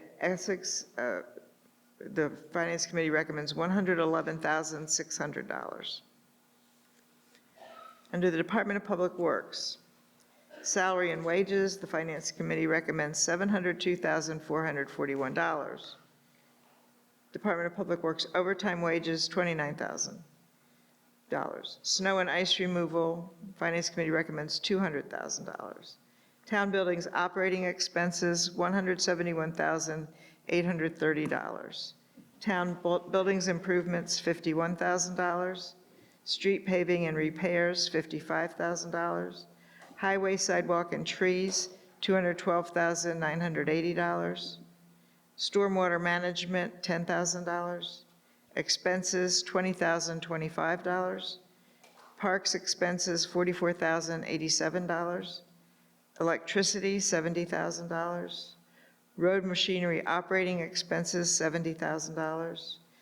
Department of Public Works travel and training, $10,200. Public street lights, $16,000. Under Human Services, the Board of Health, salary and wages, the Finance Committee recommends $143,058. Public health nurse, $6,000. Waste collection and disposal, $465,996. Recycling, $43,000. Hazardous waste expense, $60,039. Street, I read the wrong line. Hazardous waste expense, $2,800. Street landfill monitoring, $60,039. Expenses, $9,450. Council on Aging, salary and wages. Finance Committee recommends $124,268. Expenses, $22,500. $21,500. Under Veterans, Soldiers' Grave expenses, $4,800. Memorial Day expenses, $1,600. Other assessments, Veteran Services, $5,000. Northern Essex Veteran Services, $21,685.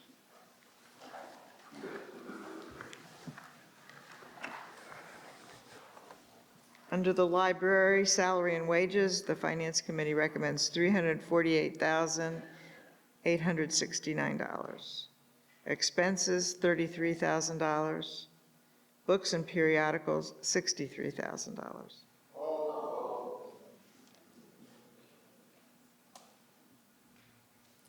Under recreation, salary and wages, the Finance Committee recommends $8,874. Recreation expenses, $4,500. Action Cove expenses, 0. Under the Mill Pond operating expenses, Finance Committee recommends $1,200. Under bandstand expenses, $8,000. Under Historical Commission expenses, 0. Debt service, 0. Essex County Retirement Fund, $1,030,005.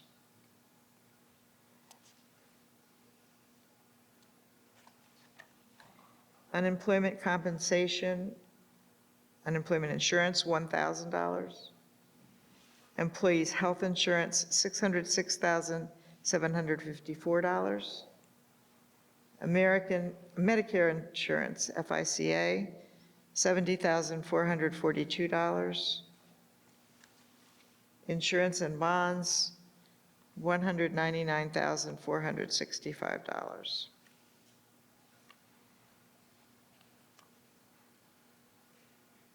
Transfers out to stabilization, $600,000. Transfers in from school stabilization, $165,000. Transfers in from pension liability stabilization, $71,906. Okay, now we'll go back and pick up the holds.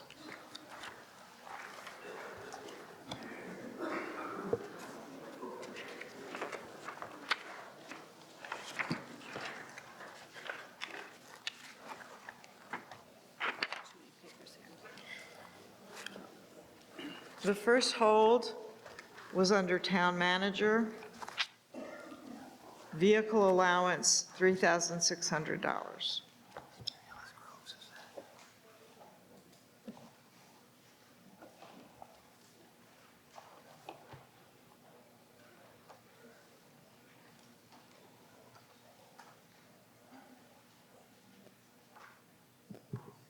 Madam Moderator, I also did a hold on the other one too that's coming up, but it was on the salary itself, because there was just an explanation that a 3% raise was what was sort of decided upon. Would someone please lower that microphone so that we can hear?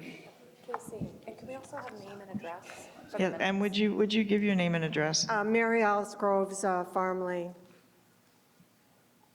Anyway, I'm talking about the salaries for the town manager, and I also put a hold on the finance department because it was just described to us that salaries were going to be increased around 3%, which is going to show our great gratitude to everybody, but it doesn't seem very consistent in terms of who is getting what, where these roles seem to be getting quite a bit more Why?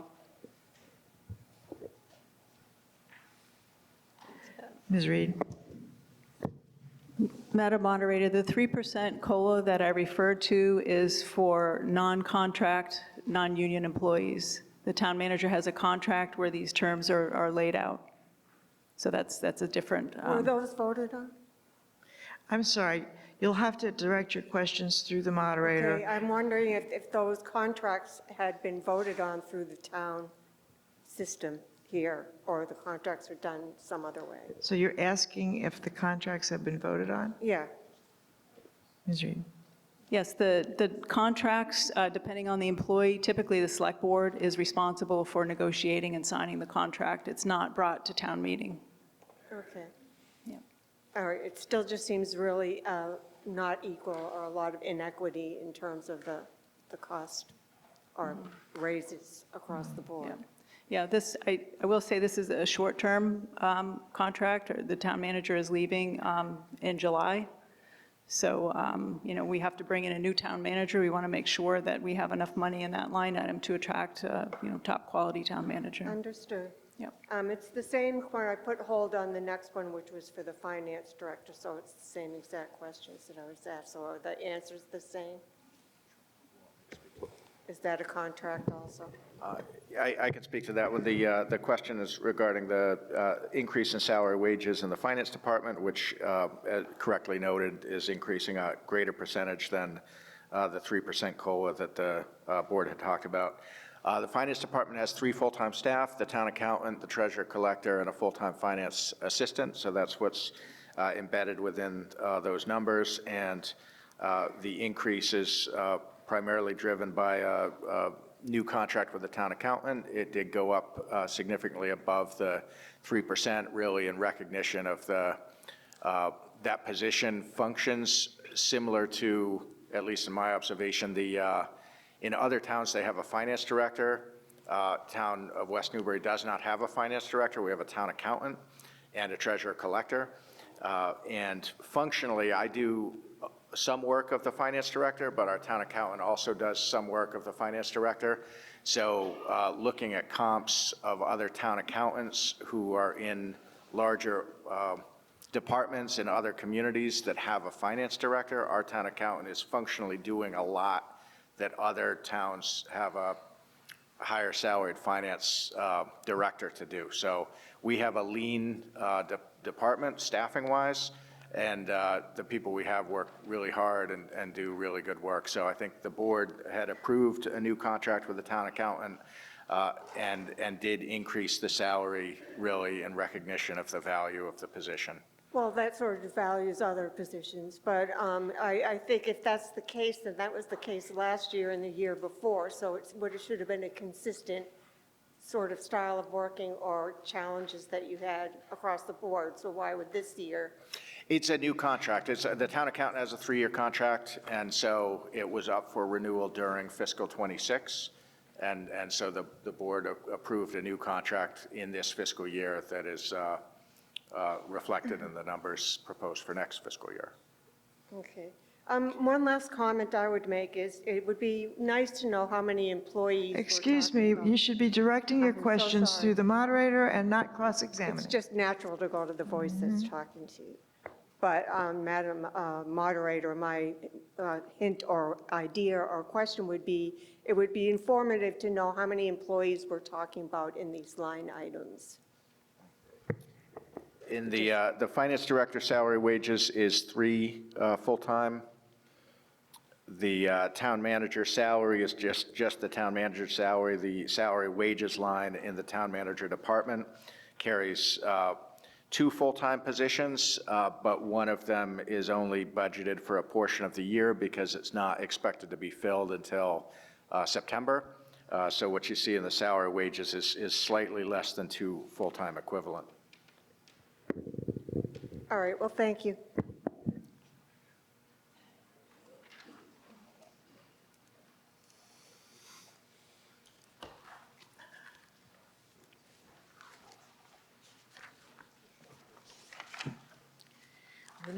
The next hold was on the library, books and periodicals. Mr. Chinani. Thank you, Madam Moderator. I'm Fred Shinanya, Chair of the Library Board of Trustees, 47 Coffin Street. Let's look at the impacts of the $24,000 cut to the materials budget. It would be the lowest amount appropriated for materials in a decade. This year, just to give you a scale of our expenses, we'll spend over $39,000 on new books and audiobooks and over $19,000 on ebooks. The proposed cut would certainly reduce the number of new books and audiobooks potentially by about half. We also spend $17,000 this year on databases, some of which would be gone. These include newspaper and magazine subscriptions, Ancestry.com, Hoopla, and Canopy, which are streaming services that give us access to ebooks and others. Obviously, these are significant cuts. Equally important, the materials amount, even despite what was presented, the cut in the materials amount would disqualify us from state certification. And state certification allows you to borrow materials and books from other libraries, whether you go in and do it on your card or you do it electronically. That would be gone if we don't have state certification. So what are we asking, what is the board asking the town tonight? Specifically, and I will make a motion in just a moment, we're asking you to add back in $14,800 to the materials budget, which would bring the total in that line up to $77,800. The rest would be met by state aid grant monies, which are used or which could have been used for other items and unexpected expenses. We need to be very cautious about using these state aid funds, which are not, you can't count on them, they vary from year to year, and there's no promise of them to use those for operating expenses. This is our approach is to use $9,200 this year of the state aid money, not $24,000. In conclusion, on behalf of the Library Board of Trustees, I move that the materials line in the library's fiscal year 2027 budget be amended to increase that amount from $63,000 to $77,800. I would also be happy to entertain a friendly amendment for the full amount of $24,000 to be restored. Thank you, Madam Moderator. Just to make it clear, that is not a friendly amendment. Sorry, that is not a friendly amendment. I merely said I would be happy to welcome one. I did not make one. I just don't want people to think they can just change it. The motion on the floor right now is to amend the amount under books and periodicals for the library from $63,000 to $77,800. Pardon me? And I have to apologize because usually we don't have this problem with seconds. So this is a new one to me. I should be asking every time, is there a second? But I've never had to do that before, so. Do we know who the second was? Pardon me? There was a second. Yeah, but who for the minutes? Mr. Phillip. Thank you. Several people in that area, but Mr. Phillips is. Okay. So now the discussion is on the motion to amend. Mr. Parker. I'm confused. Use the mic. Use the mic. I'm very sorry. Madam Moderator, I'm confused. We didn't have a motion on the floor, and we have an amendment to a motion now. No, the motion on the floor is always the Finance Committee recommendation in the line item budget. That is the motion on the floor when we do this. That's what I say right at the very beginning. The motion on the floor is the recommendation from the Finance Committee. You're just so used to hearing me say it that you don't think about it anymore. Which is understandable, but that's what it is. So the discussion is on the motion to amend. Is there any discussion on the motion to amend? If not, all those in favor of the amendment, raise your green cards. All those opposed to the amendment, raise your red cards. The ayes have it. The motion is amended. The motion on the floor is now to appropriate $77,800 under the books and periodicals line for the library. Is there discussion of this? I'm sorry, I can't hear you. Hmm?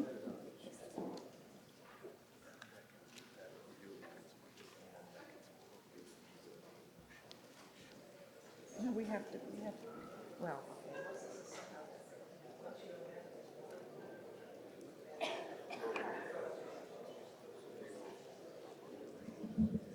And Wendy she didn't make it.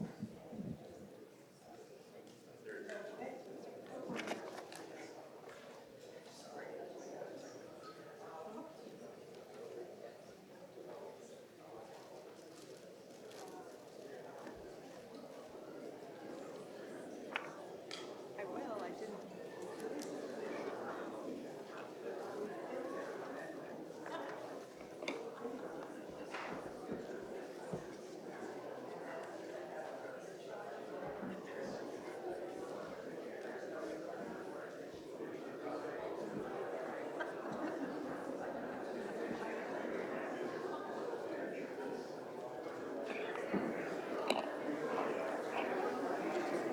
Okay. There are, this is just a business issue. There are no more holds on the line item budget. So we're ready for the motion to accept the line item budget as amended. Okay? So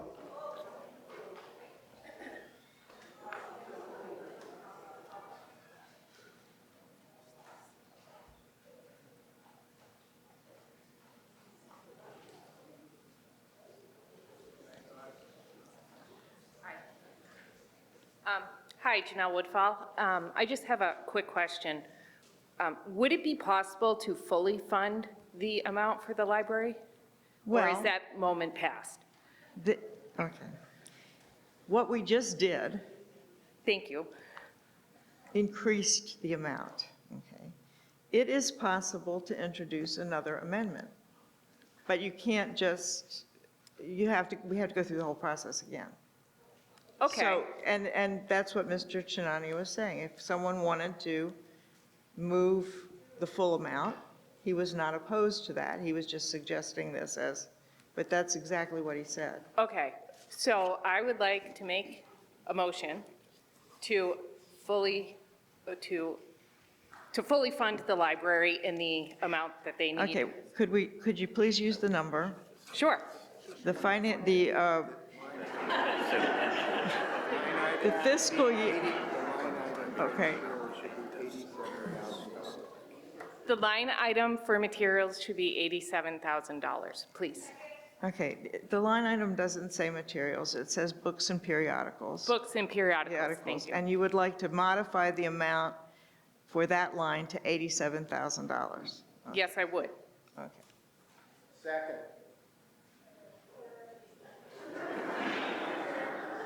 Thank you for the second. All right. Casey, just for the minutes, I know you need the address of, or the name and address of the. Oh, sorry, I'm so nervous. I've never done this. 14 Barbary Lane. Did you get the name? I did get the name. Okay, good. All right, now the motion on the floor now is the second motion to amend. Okay.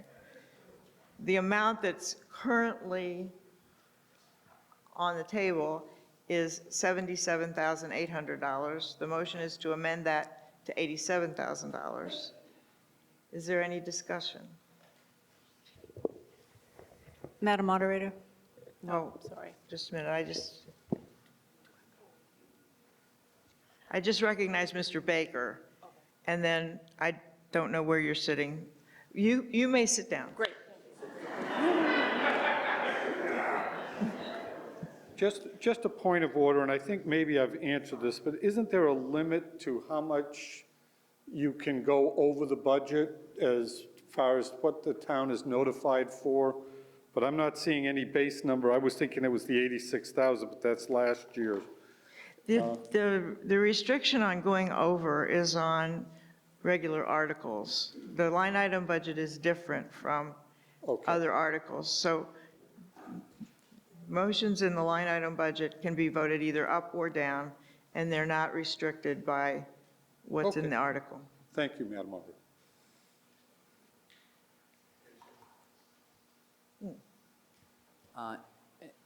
Not as FinCom, but as a voter in town, I'd like to just go on record as saying I appreciate the efforts of the Select Board for taking a very disciplined approach to the budget as it relates to the tax base.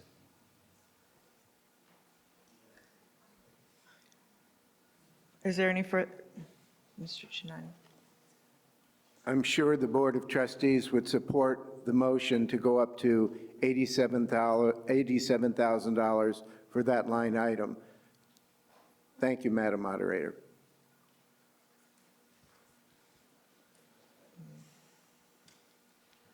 Catherine Marone, 251 River Road. I'm just looking for some clarification. Are we going to be voting on two options? No. At this point, the amount that has been agreed upon is $77,800. Depending on the vote on this amendment that was proposed, it will either be increased to $87,000 or it will remain the same. Okay, thank you. If the amendment fails, it remains the same. If the amendment passes, it goes up to $87,000. Thank you. Mr. Fogel?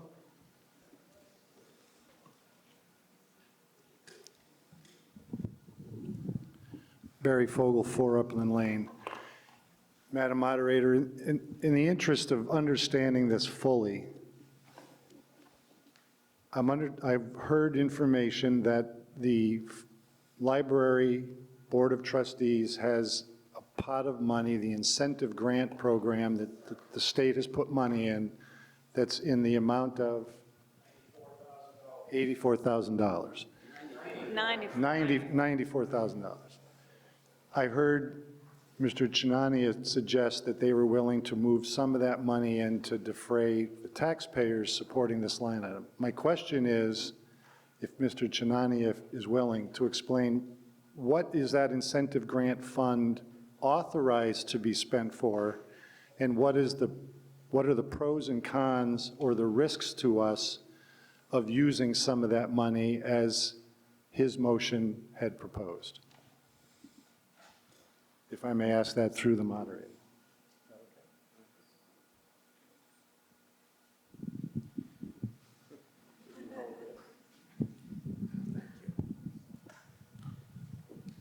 Madam Moderator, I can address that.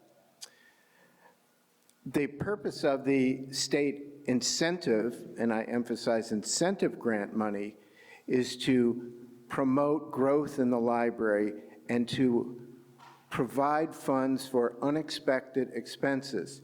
I happen to have a list here of 15 or 20 items that were used over the last 5 years, the funds were used to support these items to the tune of $34,000.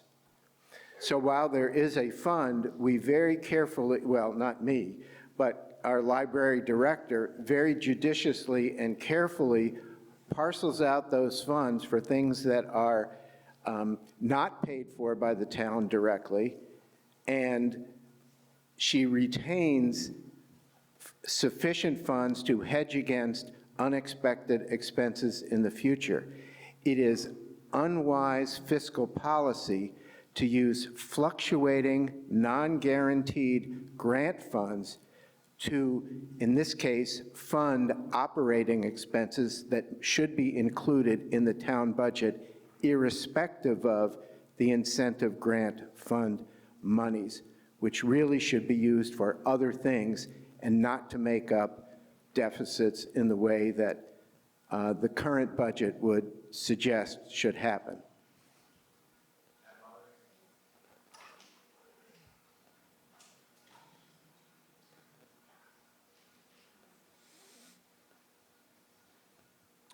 Gary Roberts, 17 Prospect Street. I have some paperwork here from the state, the Massachusetts Board of Library Commissioners, and they talk about state funding if they get grants.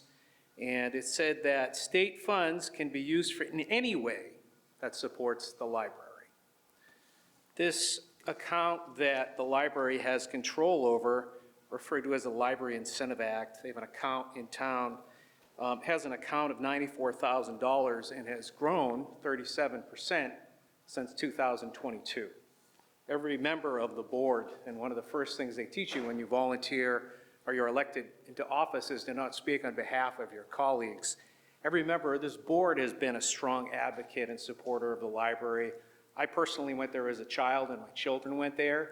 At no point did we have any desire for the library to lose its certification, and we all appreciate deeply what this institution means for the community. The intent of the select board was to try to use these funds in an effort to benefit the taxpayers. So this has been misrepresented, Madam Moderator, in a very unfair way to the select board, who work countless hours on behalf of the community, and to a lesser extent to the board that I also volunteer with. And I think as neighbors, we need to be more mindful of the fact that there will be issues and times in which we disagree, but for the most of the time, the town works very well collaboratively, and we all get along and get a lot of things done. Thank you.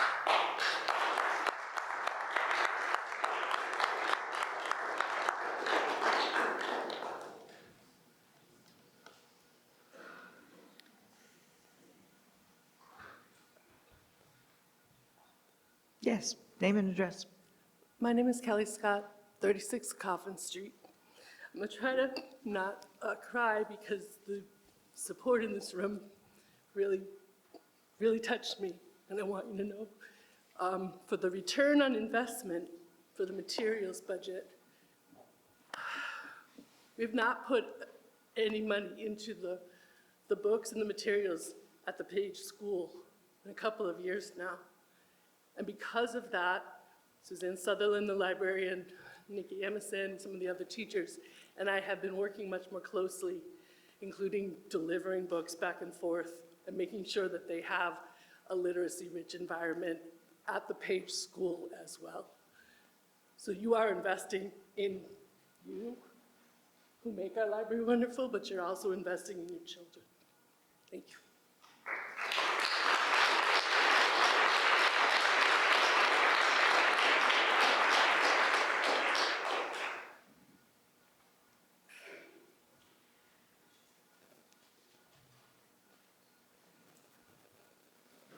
I'm Kate Carpini, 35 Church Street.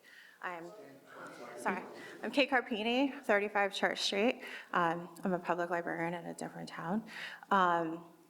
And I know that people are talking about the select board and the finance committee, and we're not trying to insult them. We are trying to support something we really believe in. I've seen how other libraries have lost their certification. Not only that, but at the federal level, they're trying to get rid of the Institute of Museum and Library Science. That, committee, the whole board there, sends money to the states. And after there was pushback, because the library was almost completely defunded, the state had to pause a lot of money that were going to different libraries, to support them. And so because there's this movement at the federal level, if the state loses money from the federal level, it's going to affect the money that then goes out to the libraries. So there's a lot of different things that we need to consider. And also with budgets, when you lose it, even if you potentially don't lose certification, some of the resources that we're getting from the library budget are only for the particular towns. So if you lose things like Hoopla, one of our ebook, audiobooks, streaming, like it covers a lot of different materials, you can't use someone else's Hoopla. So if West Newbury loses that particular resource, you can't get it from another library. And that's whether you lose certification or not. So there's a lot of different things that are happening here, and supporting the library is the way to go. This is how kids get their projects for school and how people use the library in many different ways. And that's something that we're allowed to speak about and allowed to consider.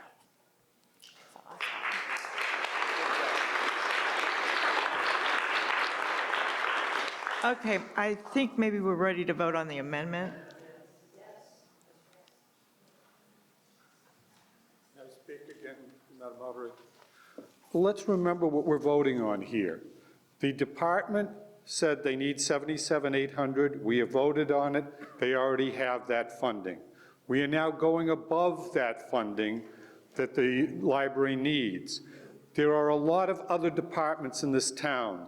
The fire department lost $50,000 or $60,000. The police department has given up $20,000 or $30,000 or $40,000. The Board of Assessors I'm on has given up a couple of $1,000s. Every other department has given something up. We are fully funding what this department needs at $77,800.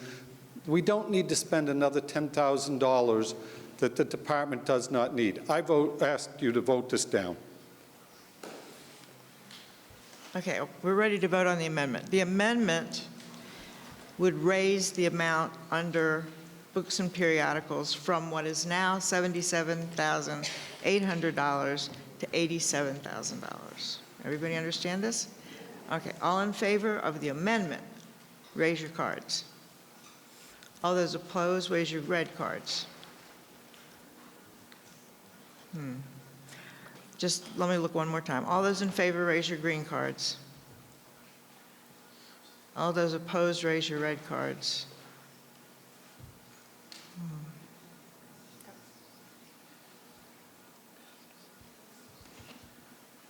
I'm going to count it.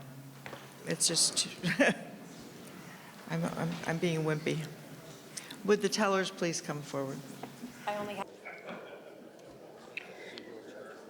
The motion passes 114 in favor, 48 opposed.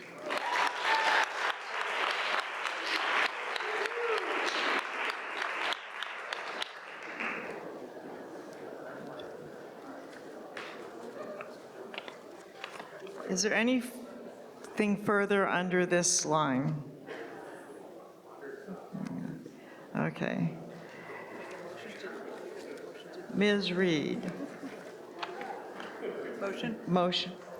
Madam Moderator, I move that the town vote to raise and appropriate the amounts of money set forth in the Finance Committee booklet dated April 27th, 2026, under the column heading FinCom proposed for the FY 2027 omnibus budget as amended hereby for the several purposes therein itemized, each numbered item being considered as a separate appropriation, and that the same be expended only for such purposes. I don't think there's any point in asking, since your recommendation was the original motion. All those in favor, please raise your green cards.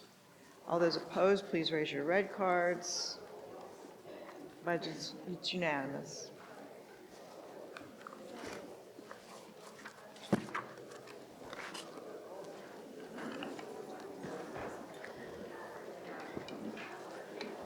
Article 6 is one which is my favorite article. Every year I look forward to this. This is your opportunity to give whatever instructions you want to the Water Commission.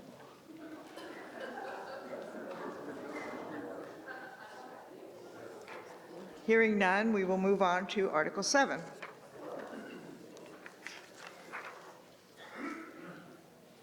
Article 7 is the water fiscal year 27 water enterprise budget. Madam Mr. Moderator, Haley. I'm willing to offer a motion on Article 7. I also want to add a bit of context, but I'll wait for you to tell me when that's appropriate. Please put the motion on the floor, and then you can address it. Okay. The motion, I would like to move that the town vote to appropriate the following sums for water enterprise. Salaries and wages, $316,951. Insurances, $78,325. Expenses, $444,024. Debt service, $247,332. Extraordinary and unforeseen, $20,000, for a total of $1,106,632, and that $1,194,975 be raised as follows. Enterprise receipts, $1,135,155. Retained earnings, $59,820, and that $88,343 be raised and appropriated in the general fund to be allocated to the Water Enterprise Fund for funding. Second. What is the recommendation of the Finance Committee? Madam Moderator, the Finance Committee recommends approval of this article. Mr. Haley? And the Water Department is seeking approval by the town's residents of the fiscal year 2027 operations and expense budget in light of recent declines in water usage and revenues. The Board of Water Commissioners, department staff, and the town's accountant, Jenny Walsh, have worked cooperatively and diligently to identify potential cost reduction opportunities by scrutinizing our historical spending trends and patterns and using that gathered information to help reduce next year's expense budget by $115,723, or approximately 8%. The Water Department superintendent and manager played a significant role in this team effort and has indicated his full support of this budget, which I propose. I also would like to thank West Newbury resident Rob Phillips for again volunteering significant time and his financial expertise to the effort during the 10-week process that led to producing this operating budget.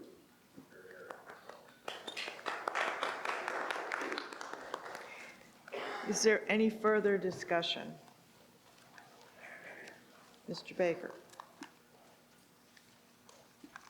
Madam Moderator, I would like to know what the definition of general fund is. Is that Water Department general fund, or is that town general fund? In the article, I believe it's town general fund, but I will. Yeah, so the questions did reference to the general fund in the article. What that refers to, the $88,343 is indirect costs. Those, that's the amount that's calculated by the finance department in my office annually as to what is the level of effort of the town staff or resources that are funded from the taxpayer are basically charged back to the water department so that the water department is financially self-sufficient. So basically I'm not explaining it well, the $88,343 is money that the water department actually pays the general fund to offset because it's independent, but it can't operate without, the financial operation of the payroll and the paying the bills and all of that. So it's a calculated number. So that is money coming out of the Water Department fund and going into free cash or into the town coffers? Correct. Okay, thank you.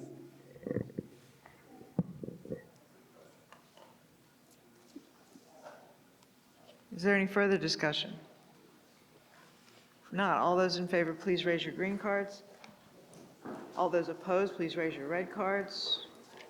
That is unanimous. Article 8 involves the transfer of funds to the Water Pension Liability Stabilization Fund. Mr. Haley. Madam Moderator, I'd like to make another motion on Article 8. the Water Pension Liability Stabilization Fund. I move that the town vote to transfer from water retained earnings the sum of $15,000 into the Water Pension Liability Stabilization Fund. I have nothing further to add. What is the recommendation of the is there a second? What is the recommendation of the Finance Committee? Madam Moderator, the Finance Committee recommends approval of this article. Is there discussion? If not, all those in favor, please raise your green card. All those opposed, please raise your red card. It is unanimous.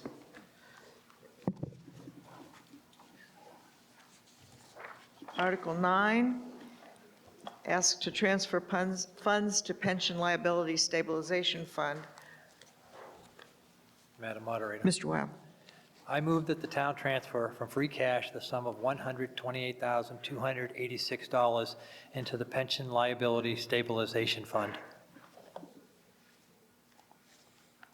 What's the recommendation of the Finance Committee? Madam Moderator, the Finance Committee recommends approval of this article. Was there a second? Second. Thank you. Is there any further discussion? If not, all those in favor, please raise your green cards. All those opposed, please raise your red cards. It's unanimous. Article 10, ask to transfer funds to the other post-employment benefits stabilization fund. Madam Moderator. Mr. Weil. I move that the town vote to transfer from free cash the sum of $25,500 into the other post-employment benefits OPEB stabilization fund.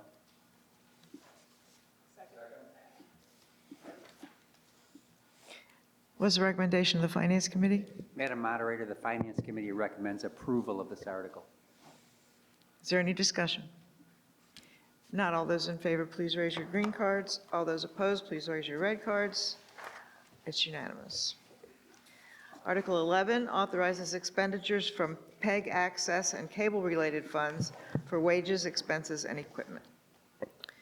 Madam Moderator, I move that the town vote to authorize expenditures from the PEG access and cable-related fund pursuant to Chapter 44, Section 53F, 3/4 of the Massachusetts General Laws, an amount not to exceed $40,000 in fiscal 2027 by the Select Board or its designee for the payment of program-related wages, expenses, and equipment, and such other purposes as permitted by the statute.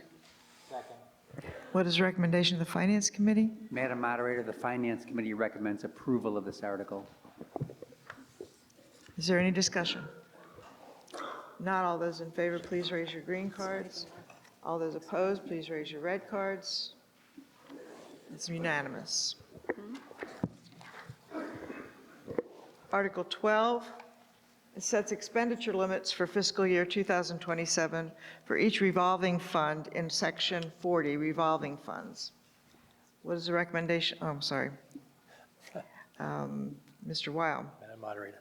I move the town vote pursuant to Mass General Law, Chapter 44, Section 53E1/2, to set the fiscal year 2027 expenditure limits for each revolving fund in Section 40 of the town bylaws as printed in Article 12 of the 2026 annual town meeting warrant. What is the recommendation of the Finance Committee? Madam Moderator, the Finance Committee recommends approval of this article. Is there any discussion? If not, all those in favor, please raise your green cards. All those opposed, please raise your red cards. It's unanimous. We now have a report from the CPC from Lisa Forbush-Umholtz.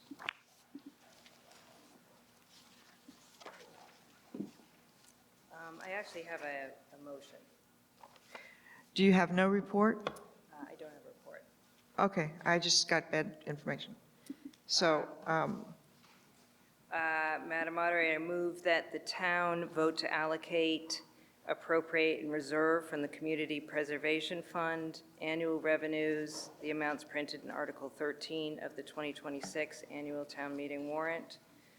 This article provides for the annual appropriation and reservation of Community Preservation Act funds for FY27 as recommended by the Community Preservation Committee.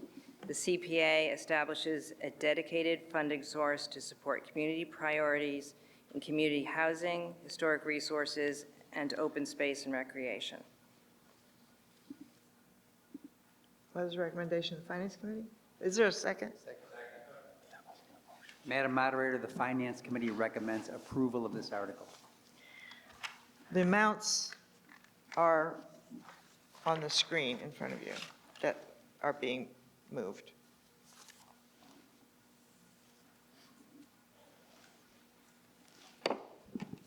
As the, Barry Fogel, Upland Lane, as the Conservation Commission's member on the CPC, I want to urge support for this, but make the point that residents should look at the town website and the CPC website to learn about all the different things that this funding can be used for, and to urge people to bring recommended projects to the committee to use these funds. Any further discussion? No? If not, all those in favor, please raise your green cards. All those opposed, please raise your red cards. It's unanimous. Article 14 transfers Community Preservation Act funds to the Affordable Housing Trust. There's 4 votes. Madam Moderator, 4 votes. I move that the town vote to transfer from the Community Housing Fund balance of the Community Preservation Act funds the sum of $76,000 to the Affordable Housing Trust to be used for the support of community housing. What is the recommendation of the Finance Committee? Madam Moderator, the Finance Committee recommends approval of this article. Is there discussion? Seeing none, all those in favor, please raise your green cards. All those opposed, please raise your red cards. It's unanimous.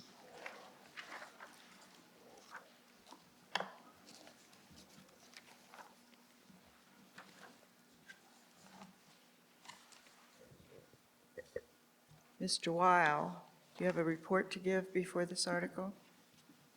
Yes.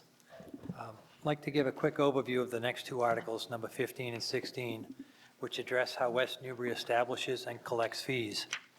West Newbury, like all cities and towns in Massachusetts, establishes and collects fees for a variety of items, which generally benefit the individual residents. These fees are intended to offset much of the costs associated with the implementation of these specific issues. West Newbury has been charging these fees for licenses, permits, and certain specific services for many years, but we are lacking in compliance with Mass General Law, Chapter 40, Section 22F, which provides for us to establish and collect these fees. Before you this evening, we present 2 options to allow us to comply with the state requirements.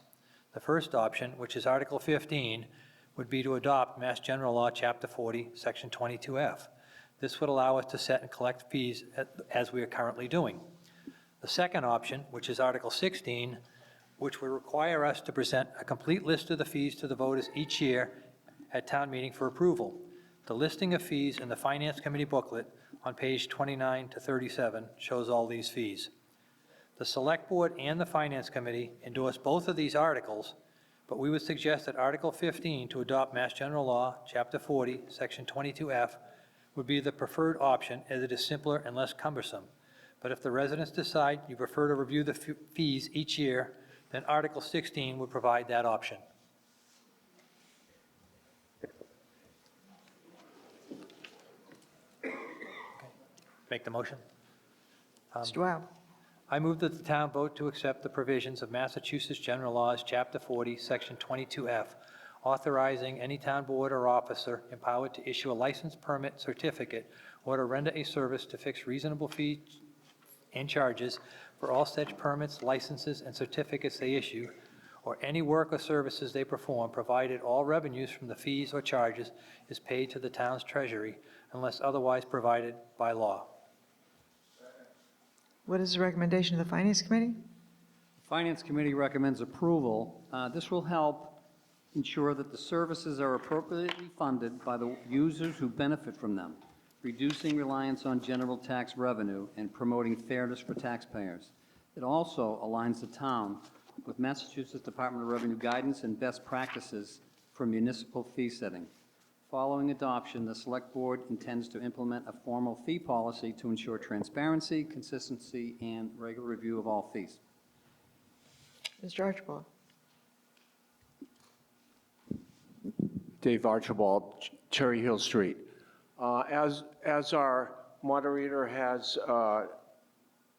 instructed us at the beginning of the meeting, town meeting is the place where we can appropriate and approve spending and vote to tax ourselves if need be.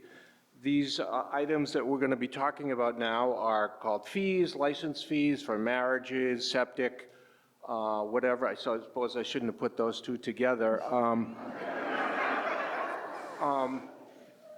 And think about, we're giving up our right, in a sense, to tax ourselves, which is what town meeting is all about. And considering this is the 250th anniversary of the Declaration of Independence, I think this is taxation without representation, and I urge this be voted down.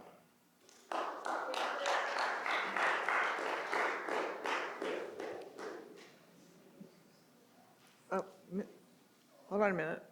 I recognize Mr. Parker first. Yeah, I'm not that much shorter. Rick Parker, Crane Neck Street. Madam Moderator, I'm just curious if somebody on the select board or perhaps town manager could explain to us how we do it currently. How we assign fees currently. Oh, how we assign fees currently. So I'll keep this brief, but the first time that fees were amended when I began was my first couple of months. Actually, Archie was on the board. It's part of why I bring that up. The building inspector at that time, former to Sam, brought forward a proposal to increase fees. And I went to the town clerk, Mike McCarron, who was also the town council. I said, how do we do this? He said, you bring it to the board. So the board voted the building permit fees. Since that time, the select board has voted any changes to fees for any departments under its oversight, including building, town clerk, that kind of thing. Other elected boards, like the Board of Health, they set fees for like your bulk item sticker. Concom sets its filing fees, planning board sets its filing fees. So basically the boards and commissions set fees. The town clerk's office does set fees for dog licenses, things like this. So it's basically, so that's how it's been done for many, many years. And little did we know until this summer, we hired Amanda and she said, oh, have you adopted this Mass General Law? And we hadn't. Turns out that process of adopting fees without adopting the Mass General Law is not proper. You're supposed to fees are supposed to either be set by town meeting or adopted through the boards and commissions pursuant to this Mass General Law.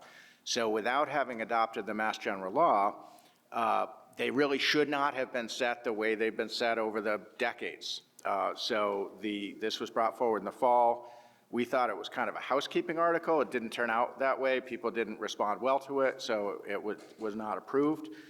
So this time around, we're giving voters basically the two options Chris set out. You can either authorize the boards and commissions and committees to continue to do what they've always done, or if town meeting wants to be voting the fees, that's what the next article is proposed, the lengthy fees bylaw. Mr. Fogel. Two questions, Madam Moderator. One is perhaps through the town council. If I understand state law correctly, case law, fees for services are meant to offset the cost to the town for that service, and someone can challenge a fee if it's viewed as a tax. There's case law that at least I think I'm familiar with, that once a fee becomes excessive and doesn't fit the service, it's a tax that can be challenged, to Archie's point, Mr. Archibald's point. My second question is, if the FinCom is recommending both of these, could you please tell us which of them you recommend more than the other?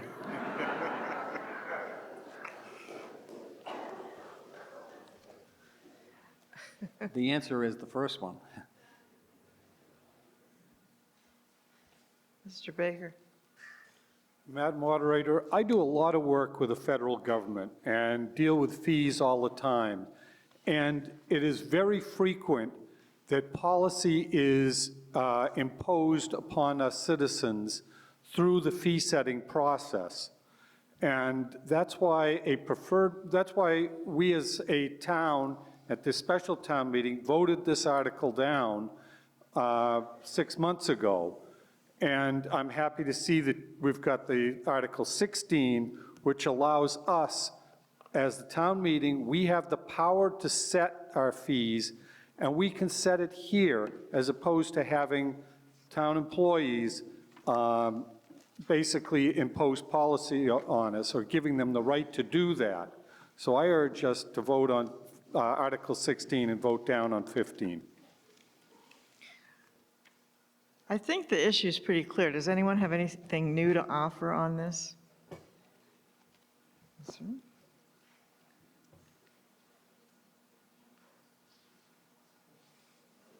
Good evening.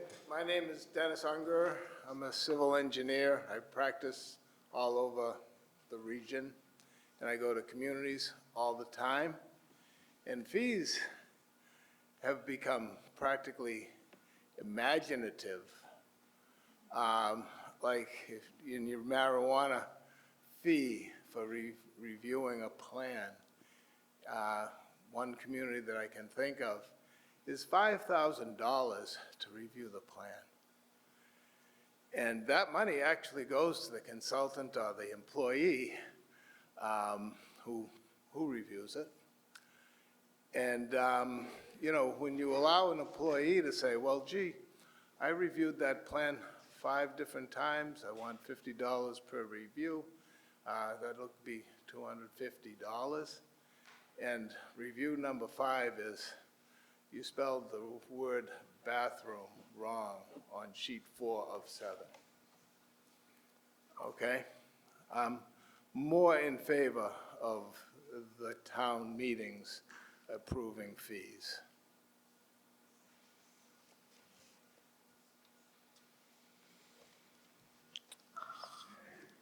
I think we're ready to vote. Okay. The motion is to,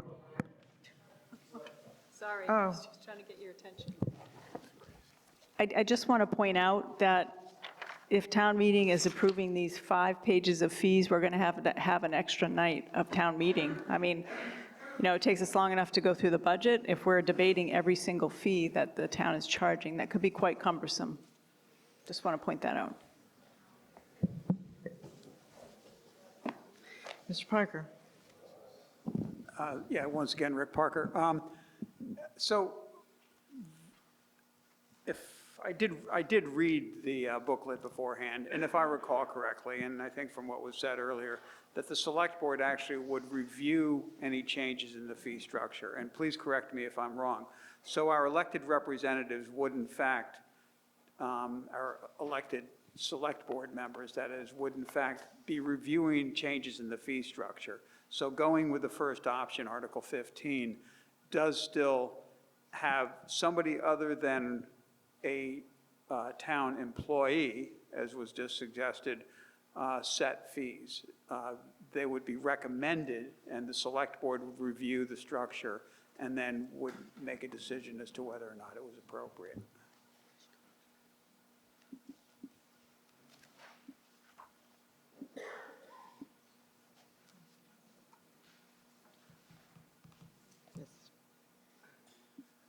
Tom Stengel, I live on Newell Farm Drive.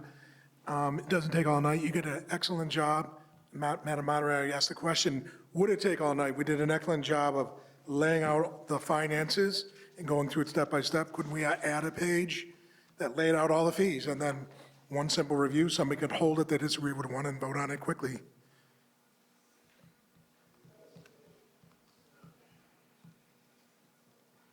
Okay.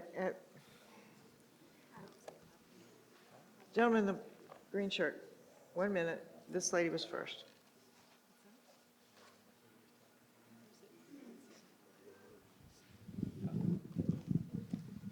Mary Alice Groves again, Farm Lane. My question is more about the policy aspect about these fees, because there's going to be rules and regulations. So I remember what we voted down last 6 months ago was the problem of the select board saying, if you have more than 50 people at your house, then it's going to cost you this much money for a permit or something like that. So it's not just the flat fees, I think that's at issue. It's also how those fees are developed and for what purpose, and what are the issues around it.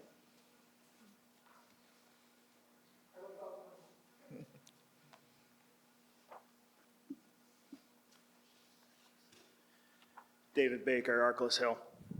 Thank you. In federal government, the legislative branch of the government is Congress and Senate, and those are elected officials by the different parts of the country that they represent to come together and create law. In the federal government, the executive branch is the office of the president. In this particular municipality, the executive branch is represented by the selectmen, or select board, and the legislative branch is this room right here, town meeting. So I urge you to think about it possibly in those terms and decide who you want to be setting these fees. Do you want the executive branch setting the fees, or do you want the legislative branch setting the fees?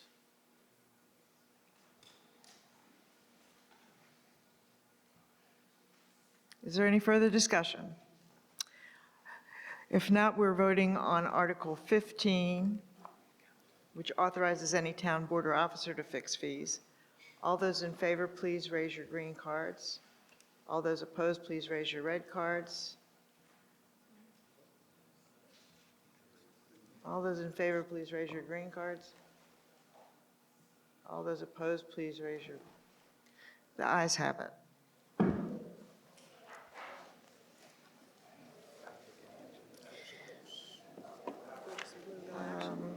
Mr. Weil, I presume that there will be no motion under Article... Okay. To take no action on Article. Okay, would you make the motion, please, to take no action?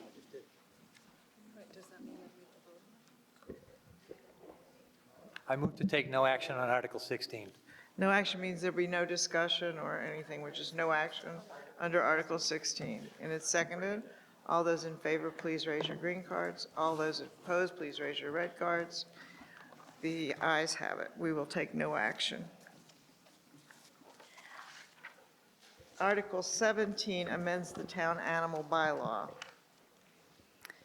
Madam Moderator, I move that the town vote to amend the West Newbury Town Bylaws, Title VI Animal Bylaw, as printed in Appendix E of the Finance Committee booklet for the annual and special town meeting dated April 27th, 2026, and further to authorize the town clerk to make any non-substantive ministerial changes to numbering and formatting so as to ensure consistency with the remainder of the bylaws as necessary. Second. What is the recommendation of the Finance Committee? The Finance Committee did not take this one up. Madam Ms. Moderator, Reed. just by explanation, we needed to change the animal bylaw to incorporate something that's known as Ollie's Law, which regulates kennel storage of dogs because of large numbers and the potential injuries.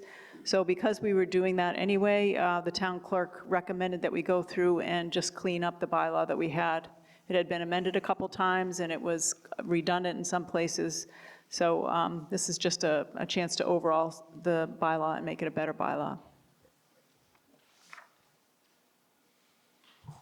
Is there any further discussion? If not, all those in favor, please raise your green cards. All those opposed, please raise your red cards. It's unanimous. Article 18 amends the vehicle control bylaw. Mr. Weil? I move that the town vote to amend the West Newbury Town Bylaws, Title 22, Vehicle Control Bylaw, to update and clarify provisions regulating the storage of unregistered and junk vehicles, to standardize the licensing process for additional vehicles, and to designate an enforcement authority, as printed in Appendix F of the Finance Committee booklet for the annual and special town meetings dated April 27, 2026, and further, to authorize the town clerk to make any non-substantive ministerial changes to numbering and formatting so as to ensure consistency with the remainder of the bylaws as necessary. Thank you. What is the recommendation of the Finance Committee? Finance Committee did not take this one up either. Is there any discussion? If not, all those in favor, please raise your green cards. All those opposed, please raise your red cards. It's unanimous in favor. Articles 19 and 20 are another either-or situation, and Ann Bardine is going to give a report. I'm sorry, what? I'm sorry. Articles 19 and 20 are another sort of either-or situation, and we'll have a report from Ann Bardine. Yeah. Madam Moderator, can I make the report here before? Yes, you may. Okay. Well- So I just want to clarify that it's not actually an either-or situation, and let me explain why. In 2016, there was a ballot question to legalize recreational marijuana, and West Newbury voted in favor of that. At the time, we didn't consider whether or how we were going to regulate businesses that wanted to sell marijuana in town. And so that left us vulnerable. Last year, the Select Board and Planning Board agreed to address this, and we thought that local zoning was the way to do it. So as it stands right now, under state law, as long as a marijuana establishment is no closer than 500 feet to a school, it can go anywhere, in a residential district or anywhere. So the Planning Board drafted zoning to try to control that use, which is Article 20, the next article. That's a marijuana overlay district. The day of the public hearing of the Planning Board, the town manager was informed by town council that we could actually prohibit marijuana use if we wanted. So to do that, we have to vote tonight on Article 19 in favor of prohibition, and also at the ballot on May 4th. So that would be to prohibit any marijuana establishments in town. Article 20 is to establish the overlay district. If you prefer to not ban and instead to have an overlay district where those uses are governed, you would want to vote yes on that article. Or if you want to prohibit, and just in case you want to vote to have that protection in Article 20, you could vote yes on Article 19 and yes on Article 20, just in case the ballot vote failed. So that's just a protection. If that was to happen, we would just, if prohibition goes forward, we would just bring Article 20 back in the fall and just repeal that zoning. So I know this is confusing, and there were some last-minute updates, with the option to prohibit, but hopefully that helps, and if, Ann, you want to clarify.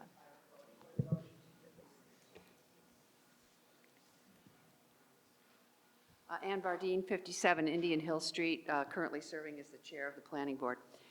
As we just heard, this article was proposed by the Select Board. The Planning Board is required, however, to hold a public hearing for any proposed zoning article or zoning bylaw change. The Planning Board held that hearing for this proposed bylaw last week on April 21st, 2026, and then this evening, as allowed by law during town meeting, with all 5 full members of the Planning Board present and voting, the Planning Board voted unanimously to recommend approval of this article.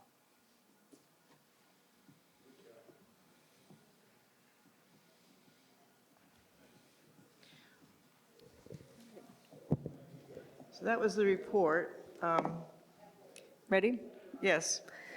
I move that the town vote to amend Section 9 of the zoning bylaw by adding a new section, 9.11, parentheses, marijuana establishments, as printed in the April 2026 annual town meeting warrant, that would prohibit all types of marijuana establishments as defined in Massachusetts General Laws, Chapter 94G, Section 1, and 935 CMR 500, to be effective upon passage by the voters at a town election, and further to authorize the town clerk to make any non-substantive ministerial changes to numbering and formatting so as to ensure consistency with the remainder of the bylaws as necessary.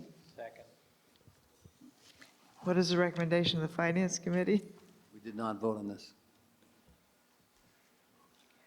Is there any discussion? Yes. Told you.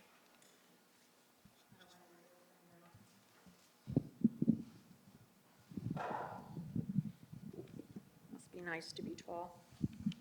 Take one. Good evening. First of all, I would like to thank the Select Board and the Planning Board for bringing this up to vote on tonight. I have several comments I would like to make. First of all, I want to make it clear that I am not against marijuana in any way, shape, or form. However, I am against the location of a pot shop anywhere in West Newbury. The reasons are as follows. Simply put, I just don't believe it's a good fit. I don't believe it will benefit our town. Secondly, there's a difference between a want and a need. I don't see a need when there are pot shops only 6 miles away, Haverhill, Merrimack, Amesbury, Newburyport, and Rowley. These pot shops are located in industrial areas, in a plaza, or in a real downtown business district, where there is no or very little residents abutting them. Next, a pot shop would bring traffic problems, parking issues, and extreme bright lights. And yes, it would devalue the properties that are not only abutted to such a shop, but also within a half-mile to a mile distance, as reported by 3 real estate agents that I have spoken to. While visiting pot shops in some of the towns I previously mentioned, there were many customers at various hours of the day. It was like a revolving door. In the evening, there are extreme bright lights which are required for the security of the building. This will not only impact abutters, but also those residents beyond the immediate area of the shop. In town, I'm an abutter, and I am very happy to be an abutter in the business district. Takes me 1 minute to get to any one of the very fine shops in town. However, those are regular businesses. Those are not businesses that devalue your property. A pot shop is not a regular business. It's a whole different ball of wax. There are exceptions to rules, and a pot shop is one of them. I'm sure nobody here would want their property devalued. I'm sure nobody here would purposely go out and buy a home, especially if you have a family, near a pot shop. It is my constitutional right, as well as any residents, to protect their property and in the enjoyment of their home. And lastly, there are not only adults that live in town. There are children who live here as well. I am a retired teacher of 46 years. I have worked with children of all ages. Children are very impressionable. In this day and age, they have so much coming to them, social media, this, that, TV, whatever. The last thing they need is to be riding their bikes, scooters, walking by, running by, playing by, no matter where you live in West Newbury, whether it's near Rocks Village, whether it's near Byfield, whether it's a business district. These children don't need to have this put in their face.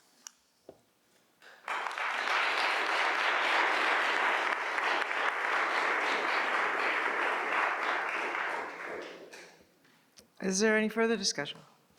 Yes.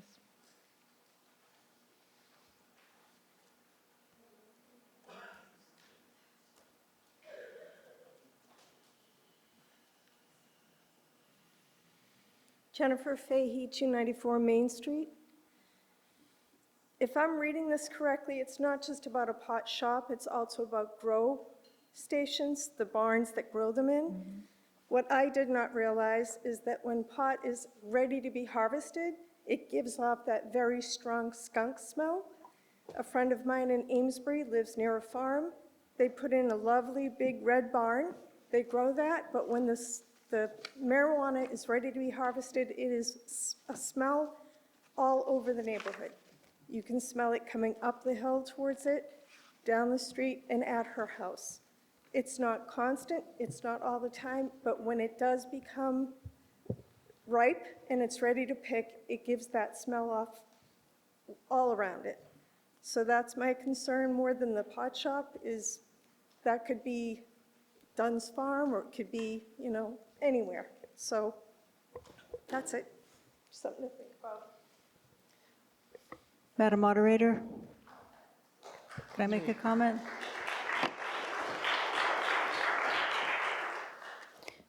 I appreciate the prior two comments. I guess I didn't do a good job explaining this. What we're voting on is whether to prohibit these types of establishments in West Newbury. That's the article that's before us. So if you feel like you don't want them here, then vote yes on this article, and then also come to the election and vote yes, and they will not be allowed anywhere in West Newbury. Anything further? Okay. If not, all those in favor of the article, which is to ban, raise your green cards. All those opposed, raise your red cards. The ayes have it, which means.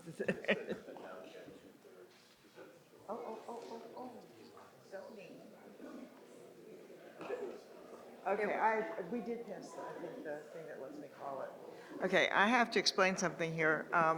That is a zoning bylaw, and it requires a 2/3 vote. We adopted a statute, I'm sorry, that is a zoning bylaw. It requires a 2/3 vote. We adopted a statute some meetings ago that allows me to call a 2/3 vote, so I don't have to count it, and that was more than 2/3 in favor, so.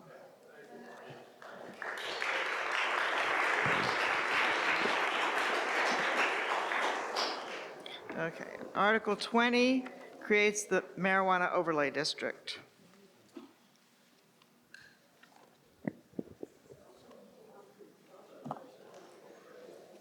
Motion.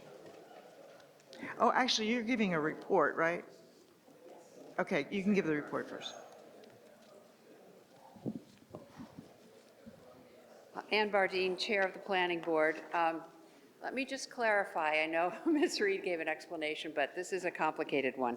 I think everyone in the room understands that by voting in favor of a prohibition tonight, we have not prohibited anything.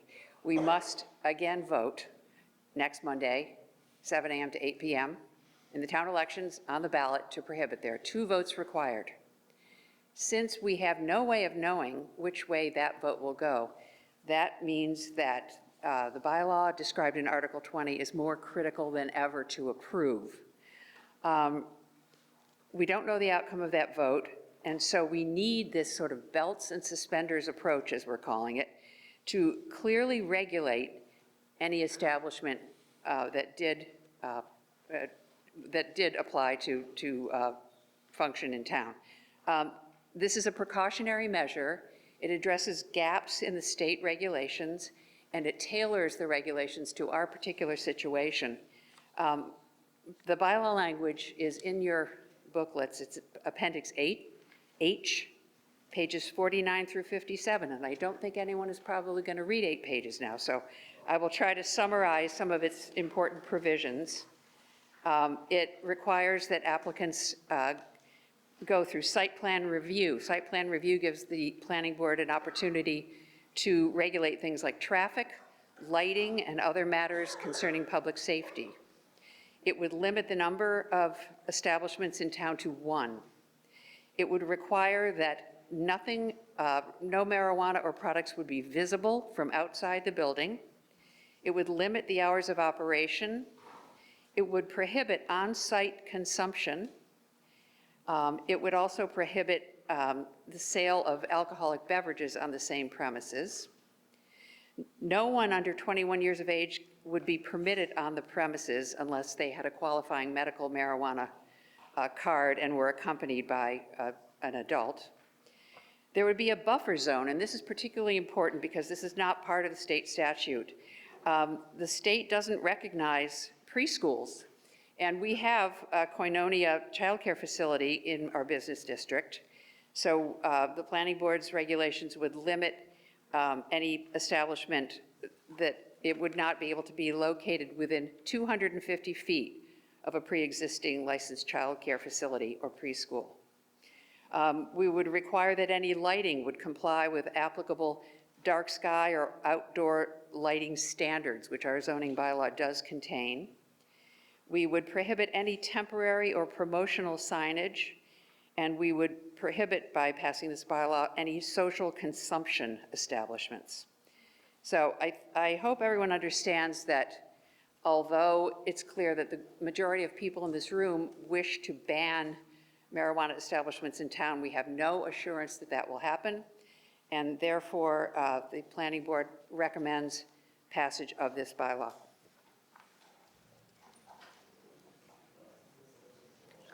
Ms. Bardine?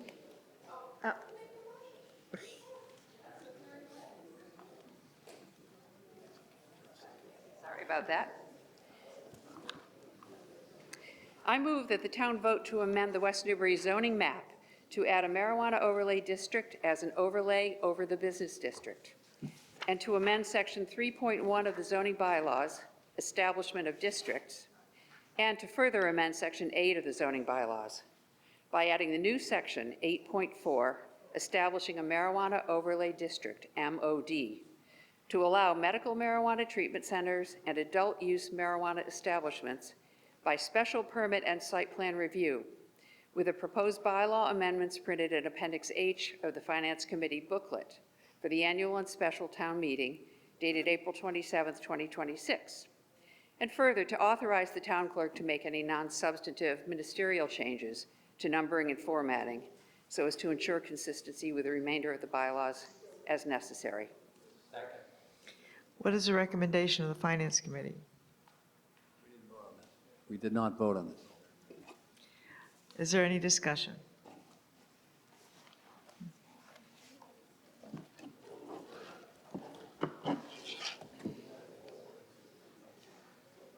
Good evening. My name is Dennis Unger. I'm an immediate abutter to this property, and also a civil engineer who has personally reviewed quite a few of these. And they're all the same. They're big, powerful buildings that have people coming and going all day long. They have security lighting absolutely required. They are not a quiet little thing.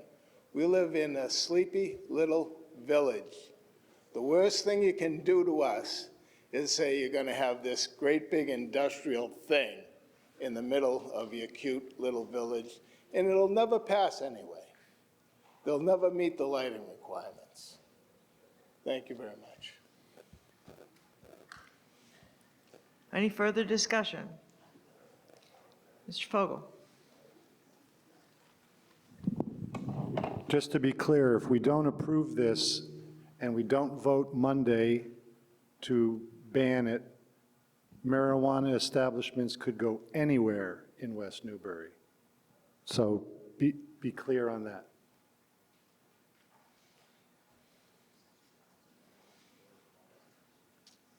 Further discussion?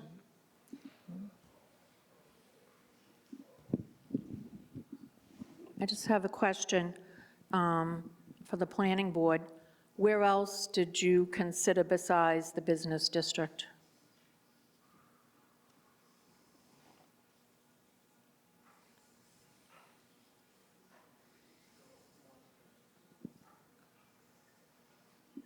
Mr. Phillips?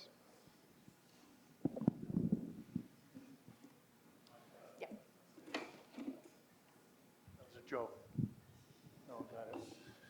So we didn't really try to place it anywhere else within the town of West Newbury because the rest of West Newbury is residential.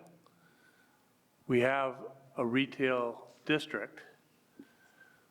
The thing that was before us was the fact that if we didn't take some action, typical and ordinary rules about retail establishments in West Newbury would apply. So we're not creating a retail district. One exists. What we are doing is tightening the rules. Dennis Unger spoke to the problems with a typical and ordinary establishment, and that's true. Cannabis Commission isn't our friend as it relates to kindly placing an establishment to sell marijuana in our town. So we've tightened that up. We didn't look elsewhere. We're unfamiliar with any neighborhood that volunteered to take this type of establishment into their area. There seems to be some misconception that we have other places that this could have gone. This is the one place that makes any sense. We're not advocating that we end up with a marijuana establishment at all. We're actually, I believe, I can speak for the planning board, I'm getting some heads nodded, we endorse the prohibition. Our downtown area should not be subject to the traffic and the parking that would come from an establishment like this. So please, go to the polls, vote yes to prohibit marijuana. We're only proposing something that would keep our pants from falling down if our belt broke. That's all we're doing. Rather simple. Thank you.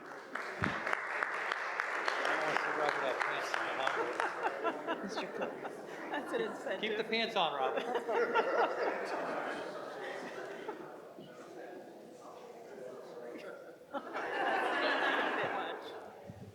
I also want to point out, people are very concerned about a gigantic marijuana facility and traffic and all that kind of stuff.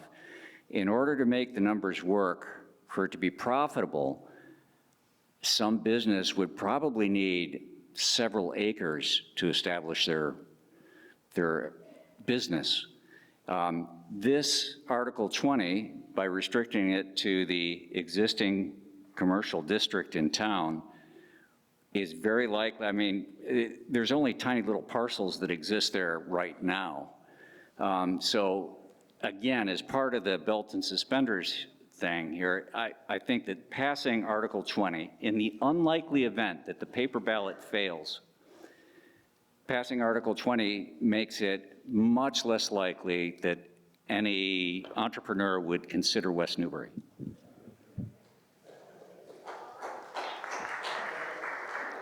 Okay, are we ready to vote? All those in favor, please raise your green cards. All those opposed, please raise your red cards. The ayes have it. Oh, it's 2/3. It passed by a 2/3 majority. All those in favor say aye. Opposed, no. We are adjourned.